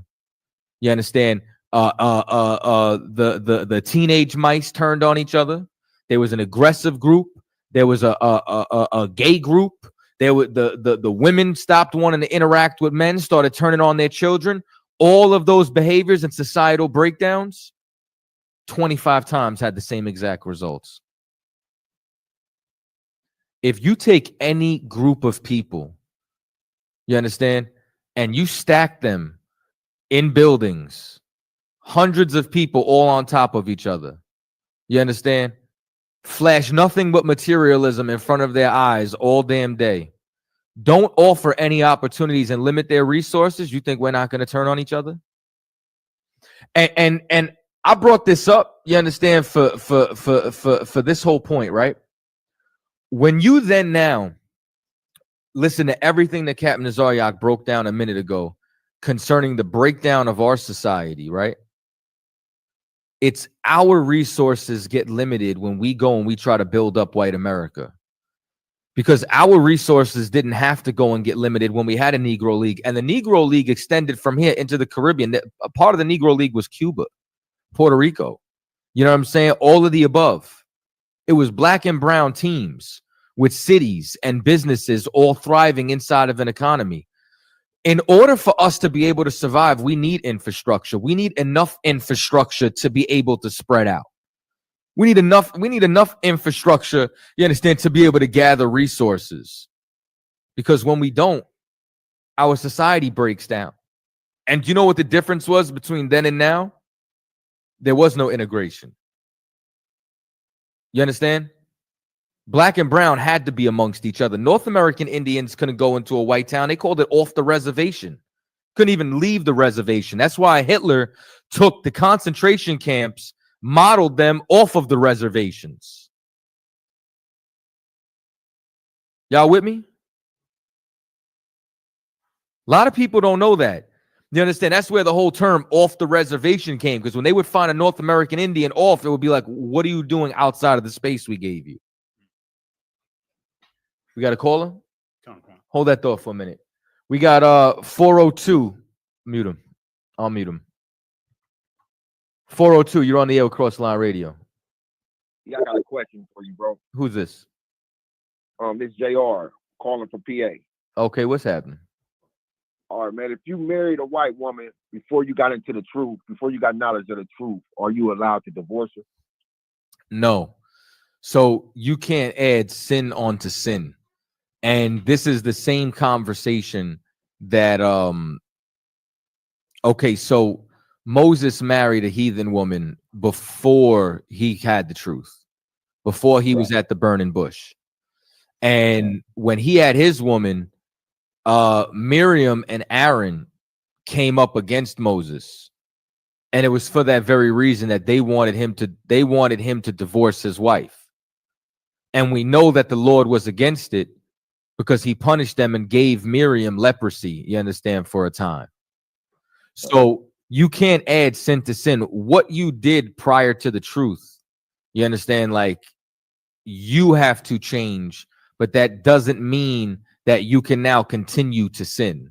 So it's like it's damn near like if you had a tattoo and you came into the truth, your tattoo coming with you. Just don't get no more tattoos. You got to use it as a reference point from where you came from. So you can't add sin to sin. So that would still be your wife, but you're going to have battles. You know what I'm saying? You're going to have battles because she's never going to accept, you understand, what it is that you're doing here directly. And especially, is this you or you asking for a friend? And this is me. If you were asking for a friend, it's still you. But you have kids with her? No kids, no. Okay. Well, you know what I'm saying? Let me tell you something. You got way less of a battle. Because now once you have those children, you know what I'm saying, it's damn near like they gotta pick a side, you know what I'm saying, for the culture. You know what I mean? Like which one are they gonna go to? Now so yeah, so you cannot divorce her, but I do have good news for you. You can get another wife. And she better be an Israelite. All right. So what do I do? Do I tell her to keep the cult? Do I tell her to keep the laws and statutes? I mean, like for instance, Christmas is coming up. She act like she on what I'm on, but deep down inside, I can tell that like she really just going with the flow just because I'm telling her to. You feel me? Well, listen. Who cares why she listens if she listens? You know what I'm saying? It don't matter if she faked the funk her entire life. What matters is that your laws are obeyed. You know what I'm saying? Like now your laws are God's laws. But I say your laws because you're supposed to be the authority inside your household. You know what I mean? And yeah, she should keep the laws. You understand? It's no different than hey man, you read the book of Esther. You know what I'm saying? We ruled over the Edomites. And they had to follow our rules inside of our land. Hell, you go back to 2 Kings, the 17th chapter, when they brought all the heathens into the land, lions was tearing them up until they learned our ways. You know, Christ come back, the Chinese, Japanese, they ain't gonna be, you know, there ain't gonna be no more octopus tentacles, just, you know what I'm saying, coming out of a bowl alive before they try to slurp that thing down like noodles. You know what I'm saying? Like, ain't gonna be no more cat, rat, and dog being served on these damn Chinese stores and what have you. So what you got to realize is everybody's going to obey our laws. You obey those laws, that's your household, and you know what I'm saying, and fight for them to be obeyed. And who gives a damn what her reason is? You understand? What matters is that she don't try to bring no damn Christmas tree in your crib. right. So what about salvation for her? Okay, as far as salvation, man, listen, you know what I'm saying, that's your woman, man. Treat her like that. But this is what it all comes down to, right? You know what I'm saying? I ain't gonna turn around and tell you who the Lord gonna have mercy on, who the Lord not gonna have mercy on, whatever the case may be. You know what I'm saying? With the main thing that you need to realize is each man got to seek out their own soul's salvation. You know what I'm saying? So what are you doing as an individual, as yourself, that the Lord should be having mercy on you? Because there's nobody that could be around you, whether it was a woman who's an Israelite, or if it was, you know what I'm saying, if you had your children are going to be Israelites, anybody around you looking at you as an example, if you aren't the example, if you aren't already living it, you know what I'm saying? Like, listen, bro, like, you know what I'm saying? I've been doing this to be my 12th Passover. I don't know if I'm saved. You know what I'm saying? Listen, I'm from New York and I'm arrogant. You know what I'm saying? But I am not arrogant enough to believe that the Lord needs me. I am not arrogant enough to believe that there is anything that I've done to think that I got a guaranteed spot on a chariot, because Moses split the Red Sea and did not get the kingdom. I ain't split the Hudson. I ain't split a goddamn puddle. You know what I'm saying? I ain't raised nobody from the dead. I can't throw a damn thing on the ground and it turn into a serpent. You know what I'm saying? Like all I did was go to camp and talk shit. Now let me not negate it like that. You know what I'm saying? Because it's more honorable than that. But what I'm saying is I went to camp, you understand, and prophesied. I followed orders. You understand? I taught. I ain't resist on the blood. So I can't turn around and think that I made it. So my question to you is, what's your resume? Man, I keep falling short. I ain't gonna lie, man. I tried. I mean, I ain't gonna say I'm trying hard enough, but you know what I'm saying? I try to keep the laws, man. It seems like I'm always falling short, though. Well, here's what I'm saying. You trying to do that shit by yourself? Yeah, that's it. That's all I got. Yeah, that's why. You know what I'm saying? Because you should be in here. You know, I couldn't do this by myself. Nobody could do this by themselves. As scriptures say, you know what I'm saying? You gotta love your brother as yourself. How you gonna love your brother as yourself by yourself? Script. You also got to be able to what they said. What they say, congregate. There's holy convocations, man. You know what I'm saying? So what I would suggest. What you said you in PA? Yeah, I'm in PA, probably like an hour away from Philly. Well, let me tell you something, man. It take me an hour and a half to get to Harlem from Staten Island, even though it's only 17 and a half miles away. You know what I mean? And I used to damn near drive to Philly once a month. So, you know what I mean? If I was you, I would go down to Upper Darby. I would get inside class, you know what I mean? And I would get familiar with these brothers. And that this way you have somebody who's going to hold you accountable. Because here's something else too, right? If you want to be in here, you're going to have to change. You know what I'm saying? It's like positive peer pressure. You have to conform because you won't be acceptable if you don't change. So you have to want to be acceptable in the eyes of the Lord. And this is the standard. You know what I'm saying? So I would call that number up. I would get in touch with them brothers, grab that number off the website and stop trying to do it by yourself. If you could do it by yourself, you would have done it by now. All right. Nobody could do it by themselves. I couldn't do it by myself. Nobody. Listen, Captain Tazaryach, one of the strongest brothers I know, he couldn't do it by himself. None of us could. Every single one of us need each other. You understand? So you just go on the website. What's the website? ISUPK.com. Real simple. Right. You know, the camp numbers are like the locust, the closest camp. Like, Yep. Be all right there. It's going to be on there. You're going to see a 267 number. I appreciate you a lot. Hey, no sweat. All right, shalom. Give me 469. 469 is Cross the Line Radio. State your name, where you calling from. This is Steven. Steven, where you Can you hear calling me? from? I can hear I'm okay. I'm calling from Dallas. From Dallas. Yes, sir. I had 2 or 3 shalom. I had about 2 or 3 quick questions, if that's okay. That's cool. And then I got a question. Yes, sir. Dallas, right? Yeah. Why does it feel like Dallas is the city in Texas that wants to live above the Mason-Dixon line? Like why does Dallas feel different from every other city inside of Texas? You tell me that. Because it is different. Dallas feels like it wants to be in the north. Right. Real talk. I'm with you on that. My first question. First of all, this wasn't a question until I was on hold. But like I told you, my name is Stephen, spelled just like the Stephen in the Bible. Was he Israelite, first of all? And have you ever known someone or yourself feel like your life is parallel to someone in the scriptures? I don't necessarily know if I could say parallel. I could turn around and I could say like you could see certain instances where, you know what I'm saying, like certain similarities that overlap. Like everybody in the Bible suffered. You know what I'm saying? Right. Like you know, the like when it talks about how a prophet is only without respect amongst his own home, amongst his own peers in his hometown, things of that nature. Like, you know, how the familiarity breeds contempt, those type of notions, or you know what I'm saying, like things of that nature. But as far as like, you know, me trying to turn around and you know, look at how David was a fugitive, and then, you know what I'm saying, a brother on the run, and he's like, I'm King David. No, you're not, man. Chill out. Like, you know what I'm saying? Right. Not like that. But yeah, Stephen was for sure Israelite. Okay.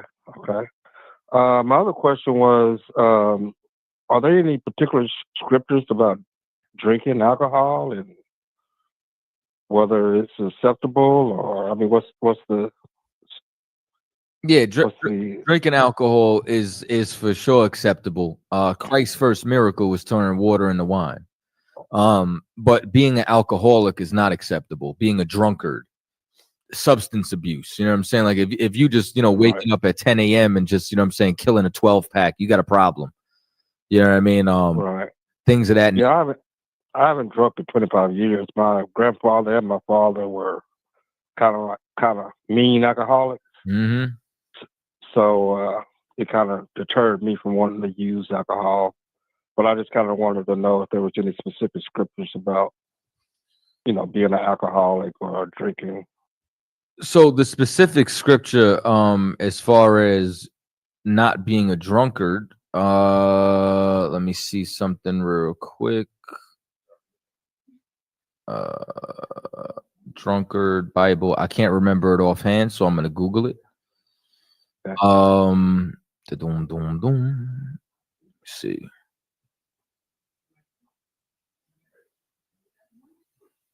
I'm trying to find something for you. I can Google it if that's okay, because I want to be able to ask you my last question. Deuteronomy 21:20 is one when it talks about being a drunk. 21:20. 21:20 is definitely one. There's a couple in Proverbs, but the point is that you can't be an alcoholic. It's a sin to be an alcoholic. There's a difference between having a drink. There's a difference between, you know what I'm saying, having a low countenance and somebody cheering you up. There's also scriptures, even when it talks about alcohol being for your gut, meaning it could give you courage. You know what I'm saying? But as far as, you know what I'm saying, being an actual alcoholic, that's against the laws of God. Well, I know that they used to call alcohol spirits. So, you know, I've heard that, you know, that's kind of, you know, where I was going. I thought it might have been totally against, you know, the laws of Yah, because they used to call it spirits, because they used to change people's spirit. So, yeah, I don't know how you go ahead. Yeah, but you could also, you know what I'm saying, drink and be merry. You could drink and have a good spirit. You know what I'm saying? It's not like everybody got to drink some Henny and then go shoot up the block. Like, you know what I'm saying? Right. Like, That's very true. Like, I do know some happy alcoholics, and then I know some mean ones. Yeah, because the spirit inside of whatever's in you is going to be amplified on alcohol. Amplified. Yeah. I used to say the same thing when I used to smoke pot. You know, either you can free fall with it, or you can kind of tell your mind where you want to go, as long as you're conscious and aware that you're opening yourself to the spiritual world. Yeah, but so, we can't abuse any substance, though. You know what I'm saying? Exactly. I was just having a conversation with somebody the other day. I'm like, you know, promethazine is lawful, you know, if you're using it for a post-nasal back drip. But if you pouring like 3 ounces in a styrofoam cup with a Jolly Rancher, you know what I'm saying? Right. Some Sprite and sipping it slow, you know what I'm saying, till you melt into your couch, you're a drug addict. Exactly. My other question was, real quick, I was listening to Captain the other day, and he was saying, someone asked him a question about flat Earth. You know, which to me, I don't look at it as flat Earth versus a globe. You know, I look into it, I really look at it as either you're geocentric or you heliocentric. Either you believe the sun is at the center of the universe, or the earth is at the center of the universe. And Captain was like, you know, we don't really pay much attention to that. You know, it doesn't matter to us either here or there. And he was also saying that he felt that it really didn't matter too much to God either, to Yah either. But there's over 200, 400 verses in the Bible that kind of specifically talks about certain things related to the earth. You know, that the sun and that the earth doesn't move, that it's stationary. When the sun stops, talking about the firmament, talking about the waters. So, I mean, why wouldn't it be something that we might, you know, think is important? Because I do think that they have used that to take people, when they change it from a geocentric to a heliocentric model, that they took God out of the picture and made it all about the Big Bang Theory and all that. So, what's your opinion on that? I'm gonna tell you something, right? I think you mean really well. So I'm actually gonna entertain this, and then I'm gonna tell you why it doesn't matter. Okay. One, why do you preface it with that? I preface it with that because normally I would dismiss this. You know what I'm saying? Okay. Yes, sir. I'll tell you why I believe it's ridiculous in a minute, because I'm gonna sew it all together. But I'm gonna lead off with this. There's a cat who believed in flat Earth, white man, who was an avid flat earther, who recently just had to apologize to the world because he went to Antarctica. I saw that. Yes. I saw that. Well, the 24 hours of light and the movement of the sun. And he says, clearly, we were sadly mistaken, and this has to be a sphere. And I started laughing. I was like, this is why they want to get rid of TikTok. I was like, right here, this is 90% of it. But I didn't have to go to Antarctica to know that the earth is round. You know what I'm saying? But there's a handful of things. Gravity proves it. Everything falls at 9.8 meters per second squared.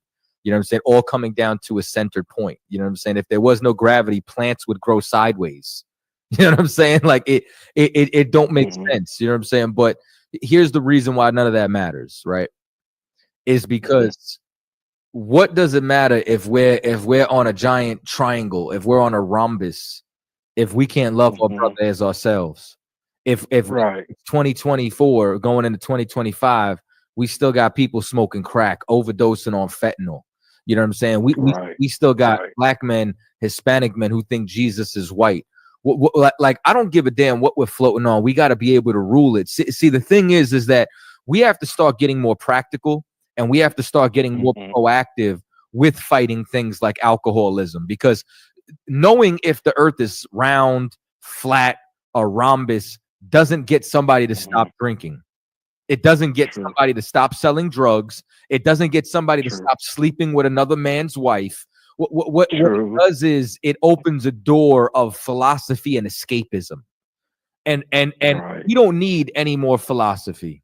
We got enough philosophy like them Christianity.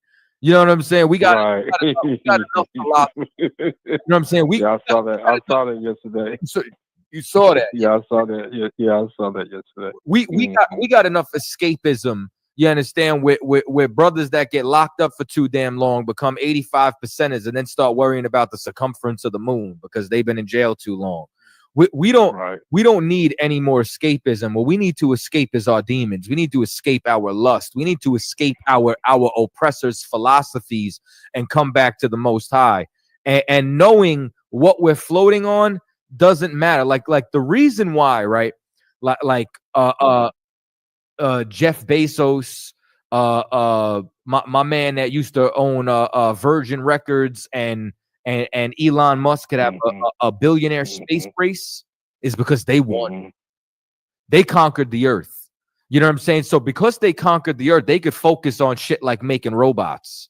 You know what I mean? Like, could we conquer the earth and get out of captivity, and then we could worry about going to space? Like, you know what I'm saying? Like, we can't even. We got to argue about how to keep. You know what I'm saying? Like Captain is breaking down 10 minutes how we don't even know why we lost the Negro League, and we trying to worry about astrophysics. We don't even understand economics as a nation, microeconomics. We ain't. You know what I'm saying? Like so. Can we end police brutality? Can we worry about problems? I can't argue with that. We need to leave that alone for a while. Worry about bigger issues. You know why that white man was able to go to Antarctica? Somebody paid for it. Because we're on heroin. Because they have the luxury of having those conversations. We don't have that luxury. We got to stop being Americans. And Americans are dumb and fall for propaganda on the internet. And now all of a sudden, you understand, we gotta, you know what I'm saying, argue about what Galileo figured out 100 years ago, 300 years ago. Like, come on, man. The earth is round. All right. And no matter what it is, let's stop getting high together. What do you mean by that? But what I mean is as a people. You understand? Let's stop killing each other. Right. You understand? Right. Like let's stop robbing each other. Not speaking about in a general basis. Let's heal as a people. Right. No, I totally agree with that. I can't argue with that, and I appreciate you going outside your norm to answer that question, because it did put it in a different perspective for me, and I can't argue with anything you said. I mean, you had some very valid points that gave me something to think about as far as, really leaving it alone and try to fight this battle that we need to fight to, get to the next level, and then, kind of put that in its place and worry about that at a later time when it's more important. Yeah, and it don't matter, but it's round. But I'm gonna give you this one scripture before you go. It's Ecclesiasticus 31:25 when it says, "Show not thy valiantness in wine, for wine hath destroyed many." You understand? Like there's a whole bunch of scriptures when it comes down to, you know what I'm saying? Like you know, don't be drinking and then think you gonna go do a backflip or something. You hold my beer, you know what I'm saying? Like don't drink and then, you know what I'm saying, want to fight the world and get all brave in the club and all this other stuff. So, you know what I'm saying? You want to be able to drink inside of moderation. You want to be able to drink not in complete excess. And you know what I'm saying? And if anybody is an alcoholic, please seek professional help or call the ISUPK in the nearest city to you. All right.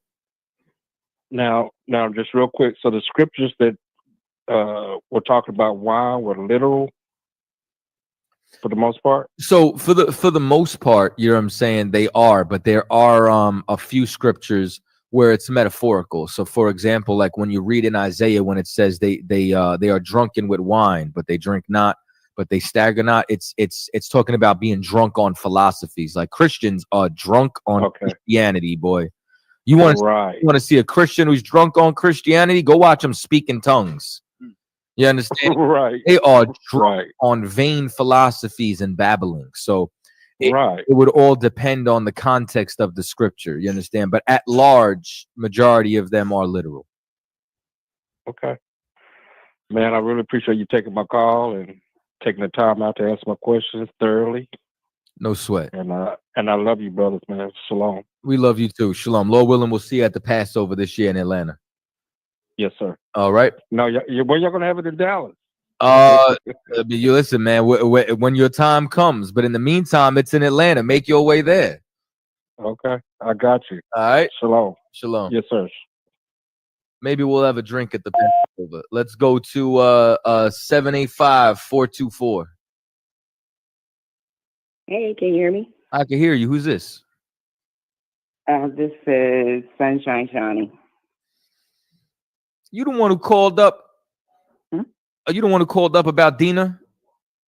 Yeah, I just had a follow-up question to this about Dinah. topic? That's me.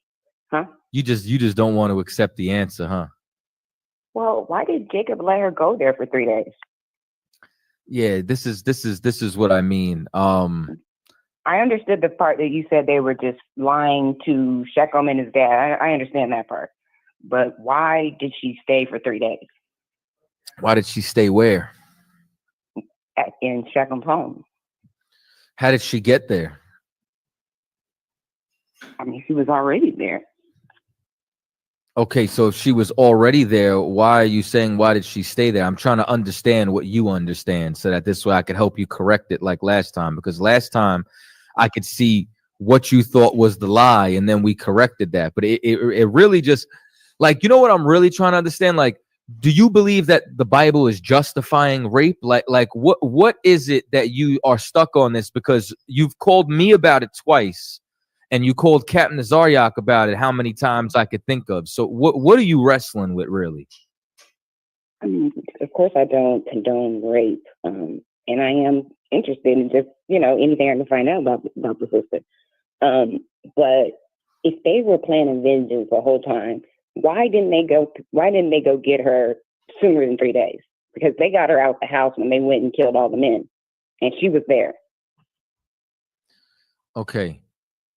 When she had first gone there, right? What was the agreement that their father made with them after this happened? Because they took the sister, right? And then the father went and spoke with the tribe. What was do you understand the deal that he made with them? Right. You explained that he was just saying that so he could, take them all out and get That was the brothers. That's not the father. You know what I'm saying? That's what the brothers did. And telling Jacob? Yes. Well, I mean, he was the one who talked to Shechem and his father, so he had to agree. What exactly did they talk about? About marrying her. So they took the daughter they talked about marrying her, which means that that woman would belong to who? Jacob. So why wouldn't she spend 3 days there if her husband's there? Like Jacob turned around and brokered peace with them because he really didn't want war with those people. So he chose to, in order to make peace. His children, though, were intemperate and they did not do according to their father's will. And then they went and lied to them and broke the covenant that his father made with them and then slaughtered their tribe. So that's the full story. So now that you've heard my answer a second time, what are you wrestling with? Just pretty much still the same thing. Like, why wouldn't they go get her that same day? I mean, because they talked to Jacob and two of the brothers. So I just don't understand how she would still be there. If they wanted to get vengeance and get her out of there so she's not a harlot, why would they wait 3 days? Because they went and concocted a plan, and then on that plan, they set up the meeting and then set them up. Why do they have to do it on your time? What do you mean by that? Like, you want them to just move immediately. You want to go back in time and give them the order. Why do they have to be on your time when we're reading about what transpired? Why are we questioning why didn't they do this? Like, because I could turn around and say, why didn't they obey their father Jacob? I mean, if they wanted vengeance, why would they wait? Okay, did they If Jacob said no? Did they get? If Jacob said no, then why? Like, Did they get their vengeance? Did they what? Did they get their vengeance? Yeah, they did, but only. I mean, Talking about? Dinah was still there though. Like they didn't go there until 3 days. So even if she was with that Jacob, or if she was at Shechem, And when did the father talk to the tribe?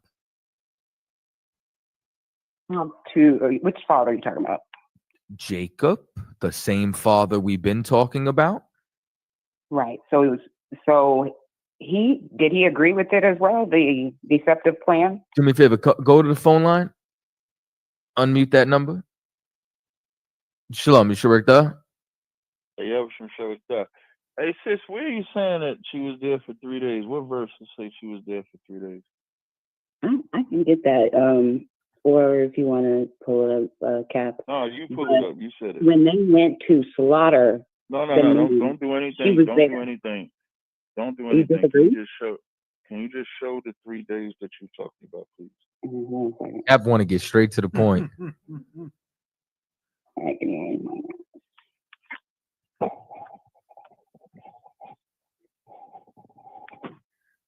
Oh, Cap, now you want to call up, huh? Man, when I tell you I'm tired, Zakar done had me running the past 2 days. I done did 3 live streams in a day. When I tell you I'm beat, I done had to hear Christianity. That's all that's been in my brain for the past 24 hours, man. I think it was just crazy. But you was handling the show. I didn't want to intervene on the show, but I'm hearing this woman. It's rare that I get a woman, what I've ever heard a woman call back to back to talk about a woman getting raped. It's just such a rare thing now to read in the story of Levi and Simeon slaughtering a whole tribe because their sister was raped, and a woman calling in to talk about it in a disrespectful way, which is what it sounds like to me. And it's weird that a woman is doing it. So did you find the verse yet? Oh yeah, I got it right here. You read it.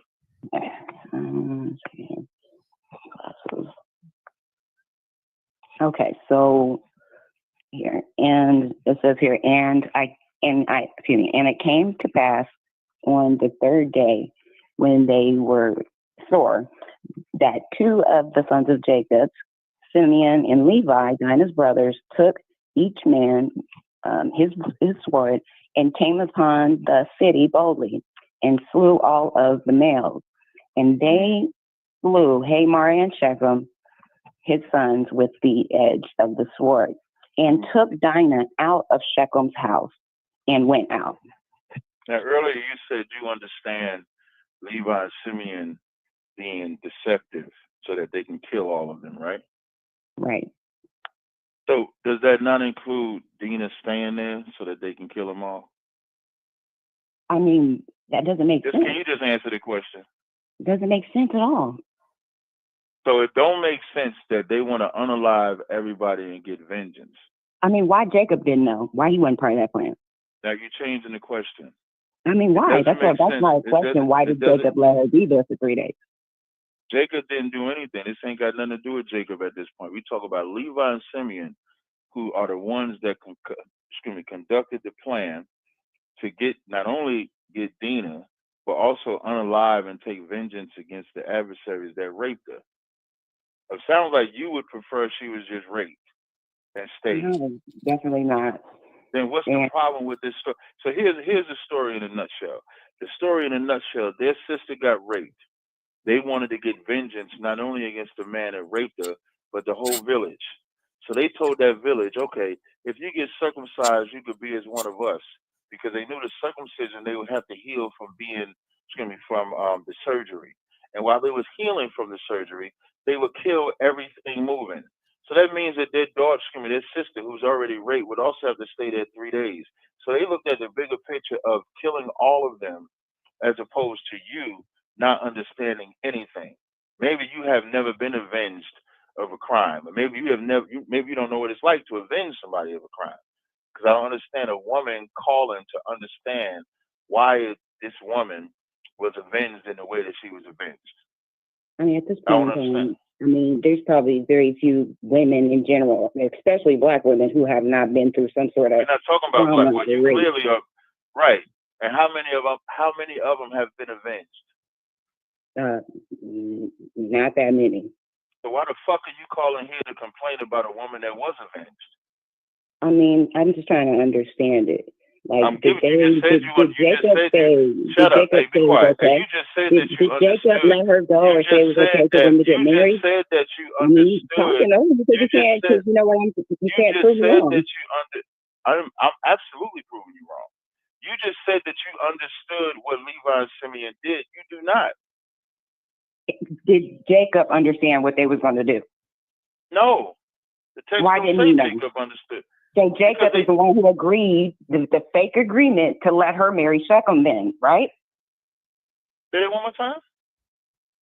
Okay, so I don't I just don't understand. Hey, y'all should make a clip out of this. A woman defends another woman getting raped. That should be the title of this clip. No, I want to know. The title of this clip is how did Jacob not know that was the plan? A woman defends.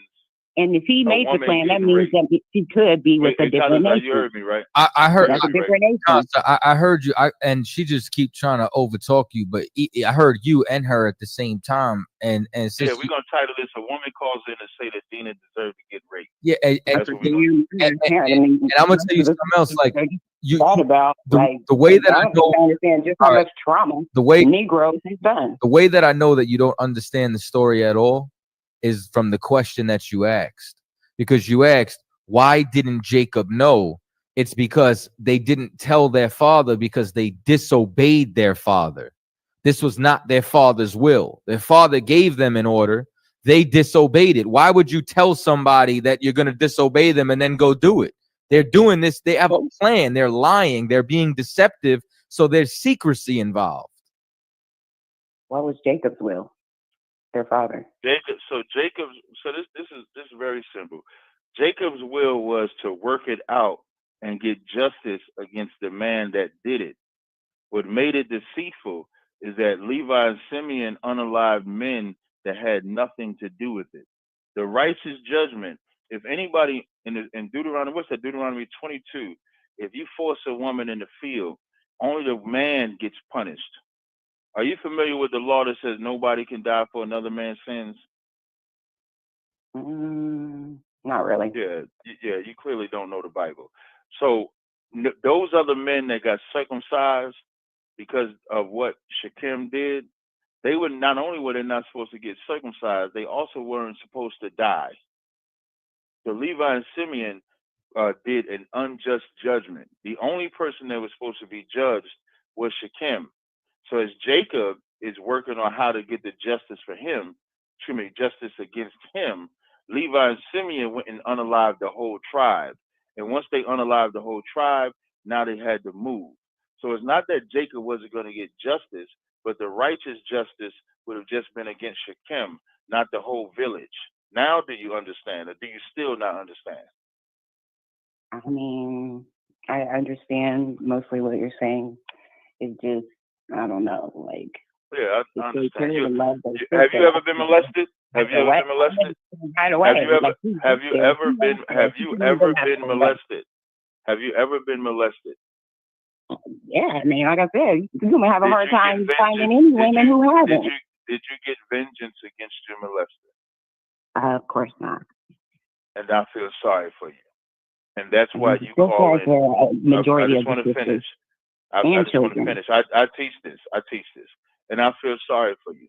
And now that speaks volumes as to why you keep calling about this particular issue. And I pray that you actually get vengeance or even get healed. And let's say if you need some counseling to get healed, you can call us to get counsel. But you shouldn't use Dina and what happened with Dina, Levi, and Simeon to seek your counsel, to seek your help. Maybe you call them because you have a cry for help for whatever happened to you at whatever age it was. And we can offer that. But you just clearly just don't understand what's happening here. Levi and Simeon was wrong for unaliving the men that had nothing to do with Dina getting raped. The only person that was supposed to be judged was Shechem, and that's what Jacob was taking care of. The reason why Levi and Simeon didn't tell him is because what they wanted to do would have been against their father's will, which is what Tazaryach said.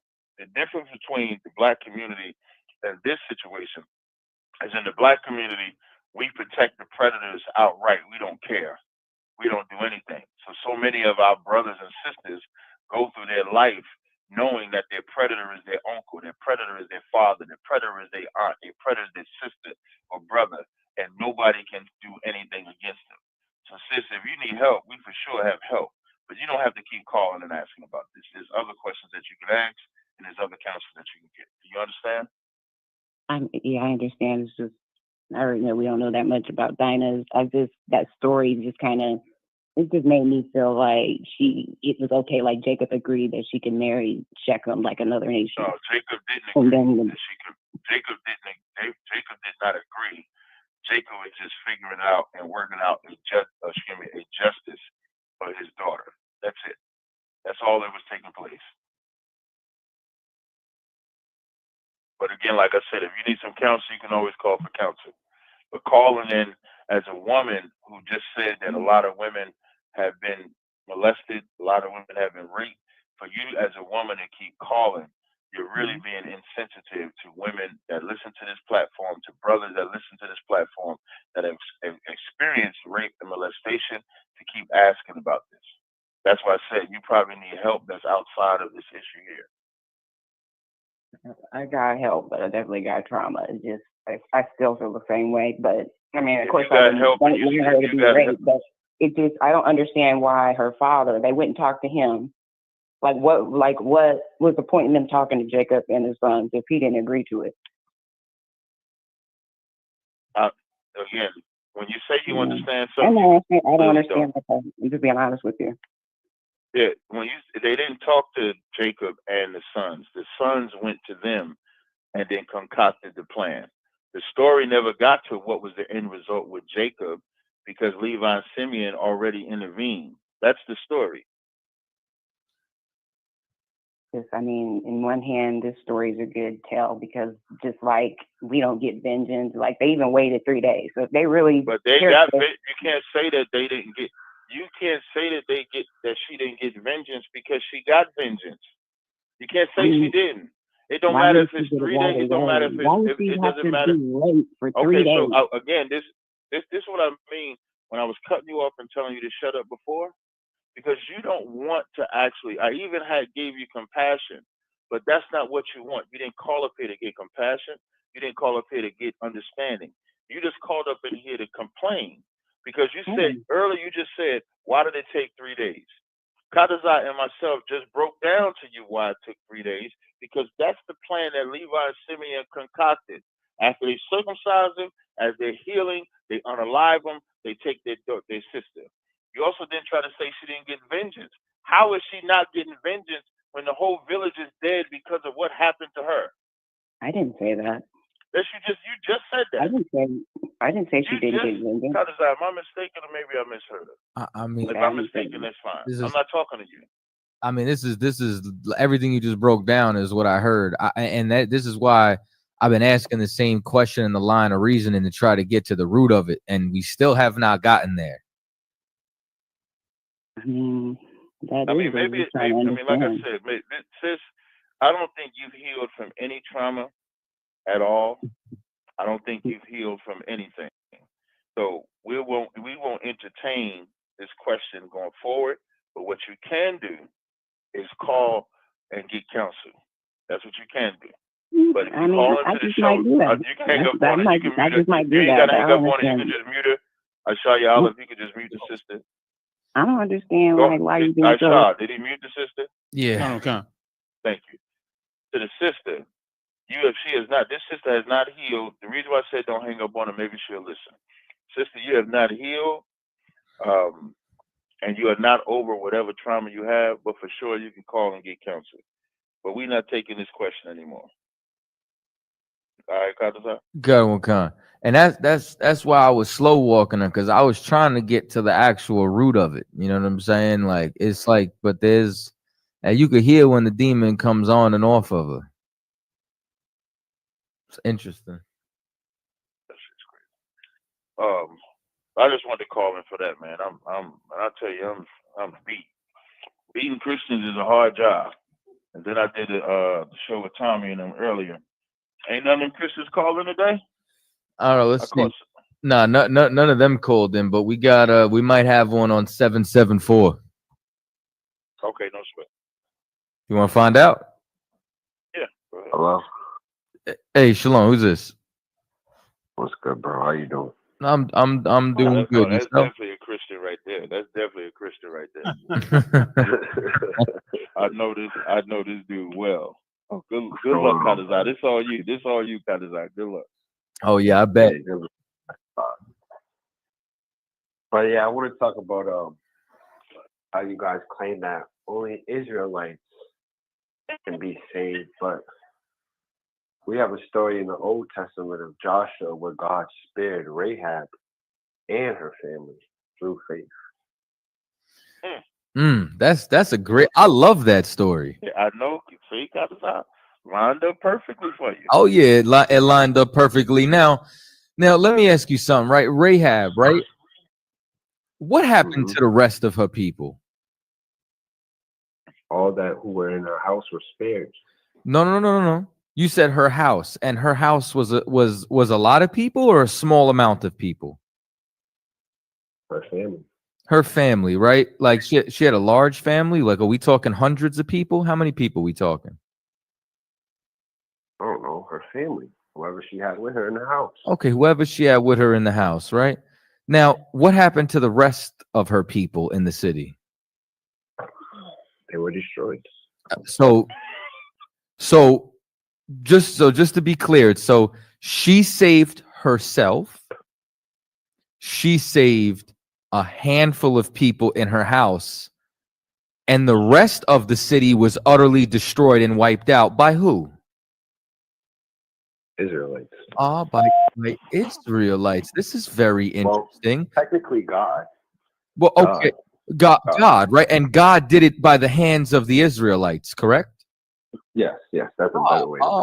Yes, that's an excellent way to put it. So if we say Israel, then we're still correct, because that's the tool God used to wipe them out, right?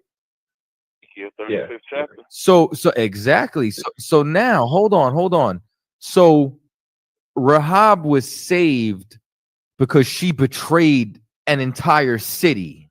Do we agree? No. So what did Rahab do in order to receive this said salvation? What did Rahab say to the spies? She said, "I know your God, and I know what's going to happen." Wait, hold on. Before you do that, you got to answer the question that he's asking you now. No, because he's asking you what did Rahab. Kadazai, can you repeat the question again? So what did Rahab do in order to receive said salvation? What she did, she hid the spies. She hid the spies God. from who? From her country. Oh, from her country. So now I'm glad you said that, and that's why I phrased how I phrased it. So what you're telling me is Rahab betrayed her country for Israel. No. Okay, so what is she? So She betrayed her. She wait, betrayed hold her on. She betrayed her country for God, not for Israel. Israel is nothing without God. Slow down, Swifty, right? But God wasn't the spy. Israelites were the spies. Because what would her fellow countrymen have done to the spies if they were found? So people feared when we read the Old Testament, right? Especially in Joshua, when people said they feared the Israelites, did they not say the Israelites God? Absolutely, because they said that we Exactly. heard. Thank you. Hold So on, when the spies came, hold on. let No, me don't talk, ask a Let me question talk, and then 50. interrupt me. No, let me respond, and Let then me you talk, will talk. 50. I will respond. No, I will 50, no, respond 50. on my Don't try to time, dodge me now. and then Don't you try to will dodge talk. me, brother. Like you know All what? right. You know what's incredible? Because here's the thing. You know what we call you in my right? city? You Here's duck the thing. wreck. Here's the thing. You're a wreck duck. Here's the thing. I don't want to mute you. You know what I'm saying? I want to have. Because you I duck no, no, no. wreck. I want to have this You're the real conversation with you. Swifty. You're Swifty I around I with. want to Like have a little no, ducker. I want to have Ducker, a conversation with you. I'm Don't literally ducker. telling you I want to have the conversation with you. It's not. You can't have a conversation when one person's talking and the other person can't. Talk. Right, That's but not a here's the thing though. You can't ask a question and then limit how I answer the question. Like when They you have answer the question, Israel. when I feared ask their you a God. question, I don't stop you from answering. I let you get the answer out. So I'm going to get the answer out. You got, or you want to just talk. That's the problem. So go ahead, Swifty. Cap, what did you do to this guy? Since you said that you know him very well, why did you hurt this man like this? That he even stealing your slang? I have my mic mute. I'm sorry. I beat the shit out of this guy all the time. He calls into the Car Chronicles. Anytime it comes to Gentiles, he gonna lose his mind. That's why he's losing his mind now. Rahab look how I'm talking to you and he interrupting us talking. We're not even talking about it. Rahab is the great grandmother from David. No, she's not. No, she's not. No, she's not. No, she's not. Yes, she is. Yes, she is. Absolutely not. You can go to Matthew 1:5. And it's not the same person, man. Be quiet. Spelled different. When you go to Matthew 1 and you go to Hebrews and it talks about Rahab, it's a totally different person. Anybody, all you gotta do is look up the names in Hebrew. It's a totally different person. It's not the same. In Hebrews 11 chapter, when it talks about Rahab, it's not the same Rahab. Hebrews 11 chapter. Yeah, dummy. It's not the same Rahab as in Matthew the first chapter. Stop. What's the reason verse? why Tazaryach, this the verse? subject was about anything else.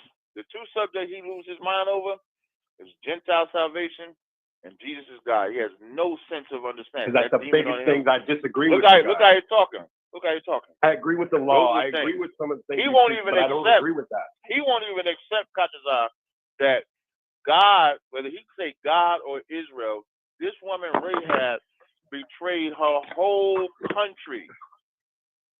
The whole country burnt. The whole country burned to the ground.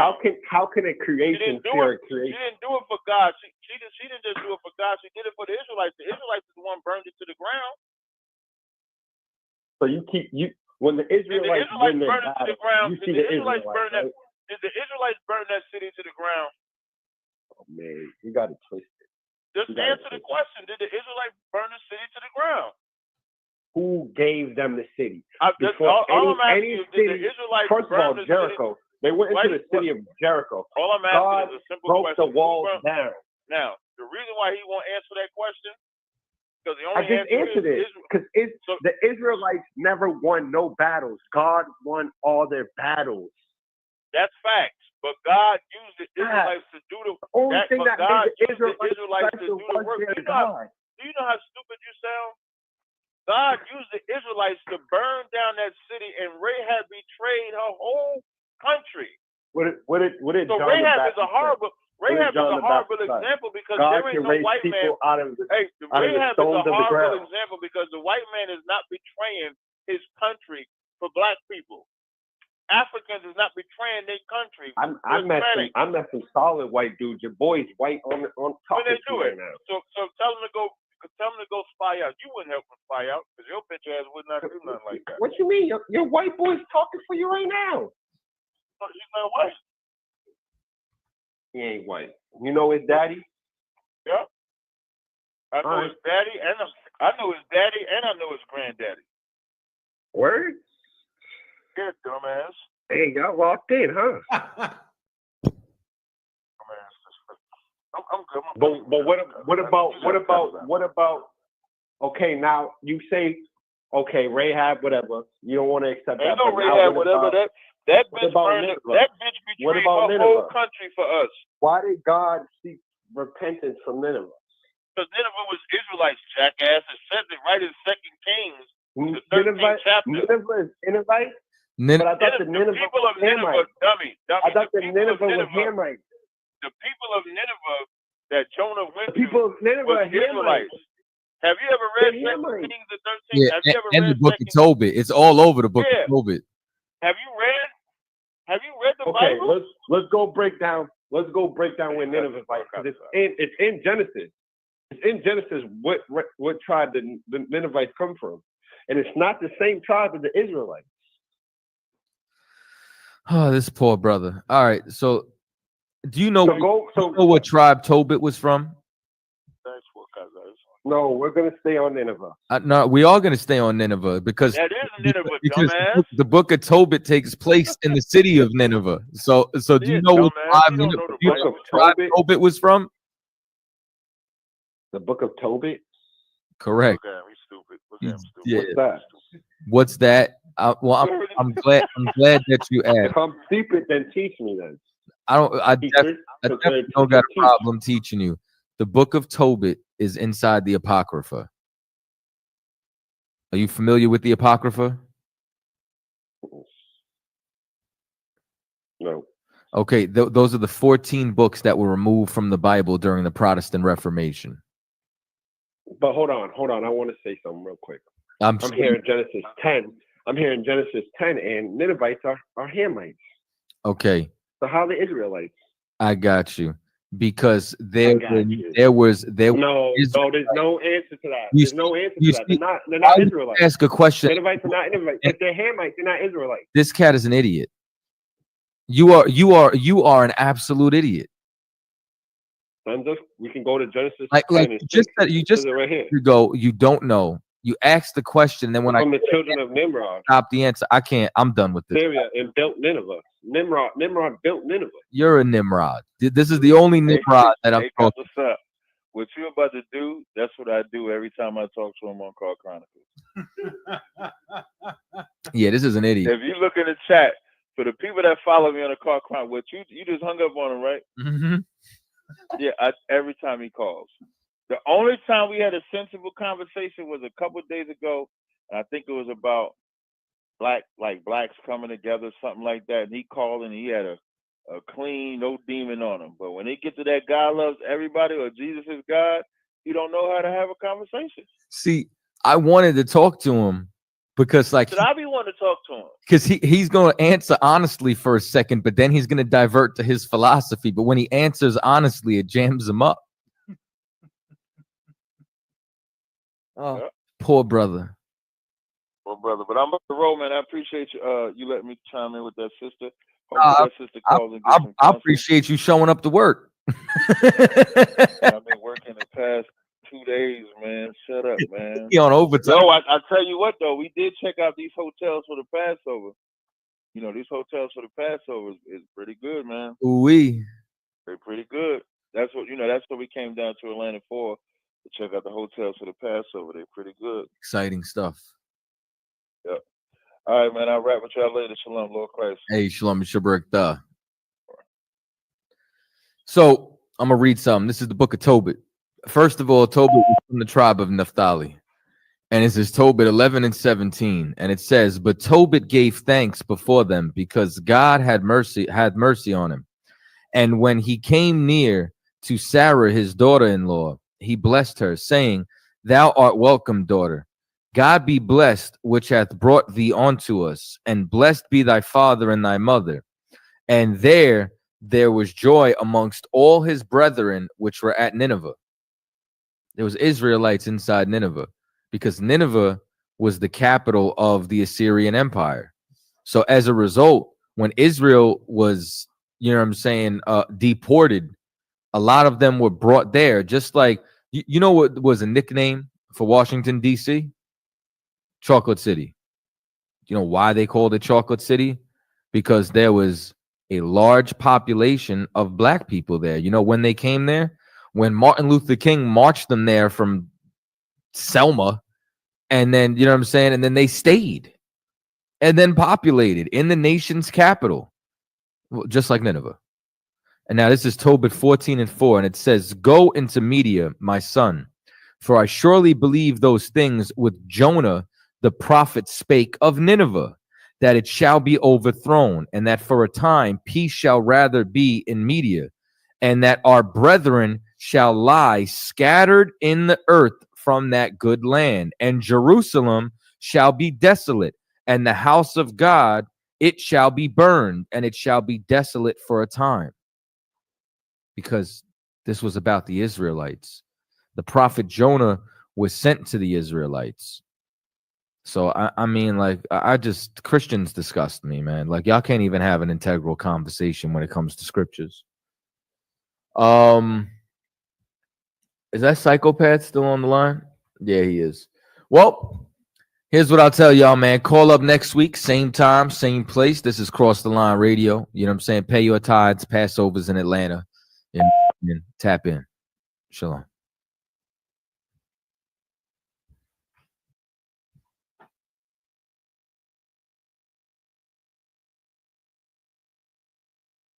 YouTube has its own YouTube channel?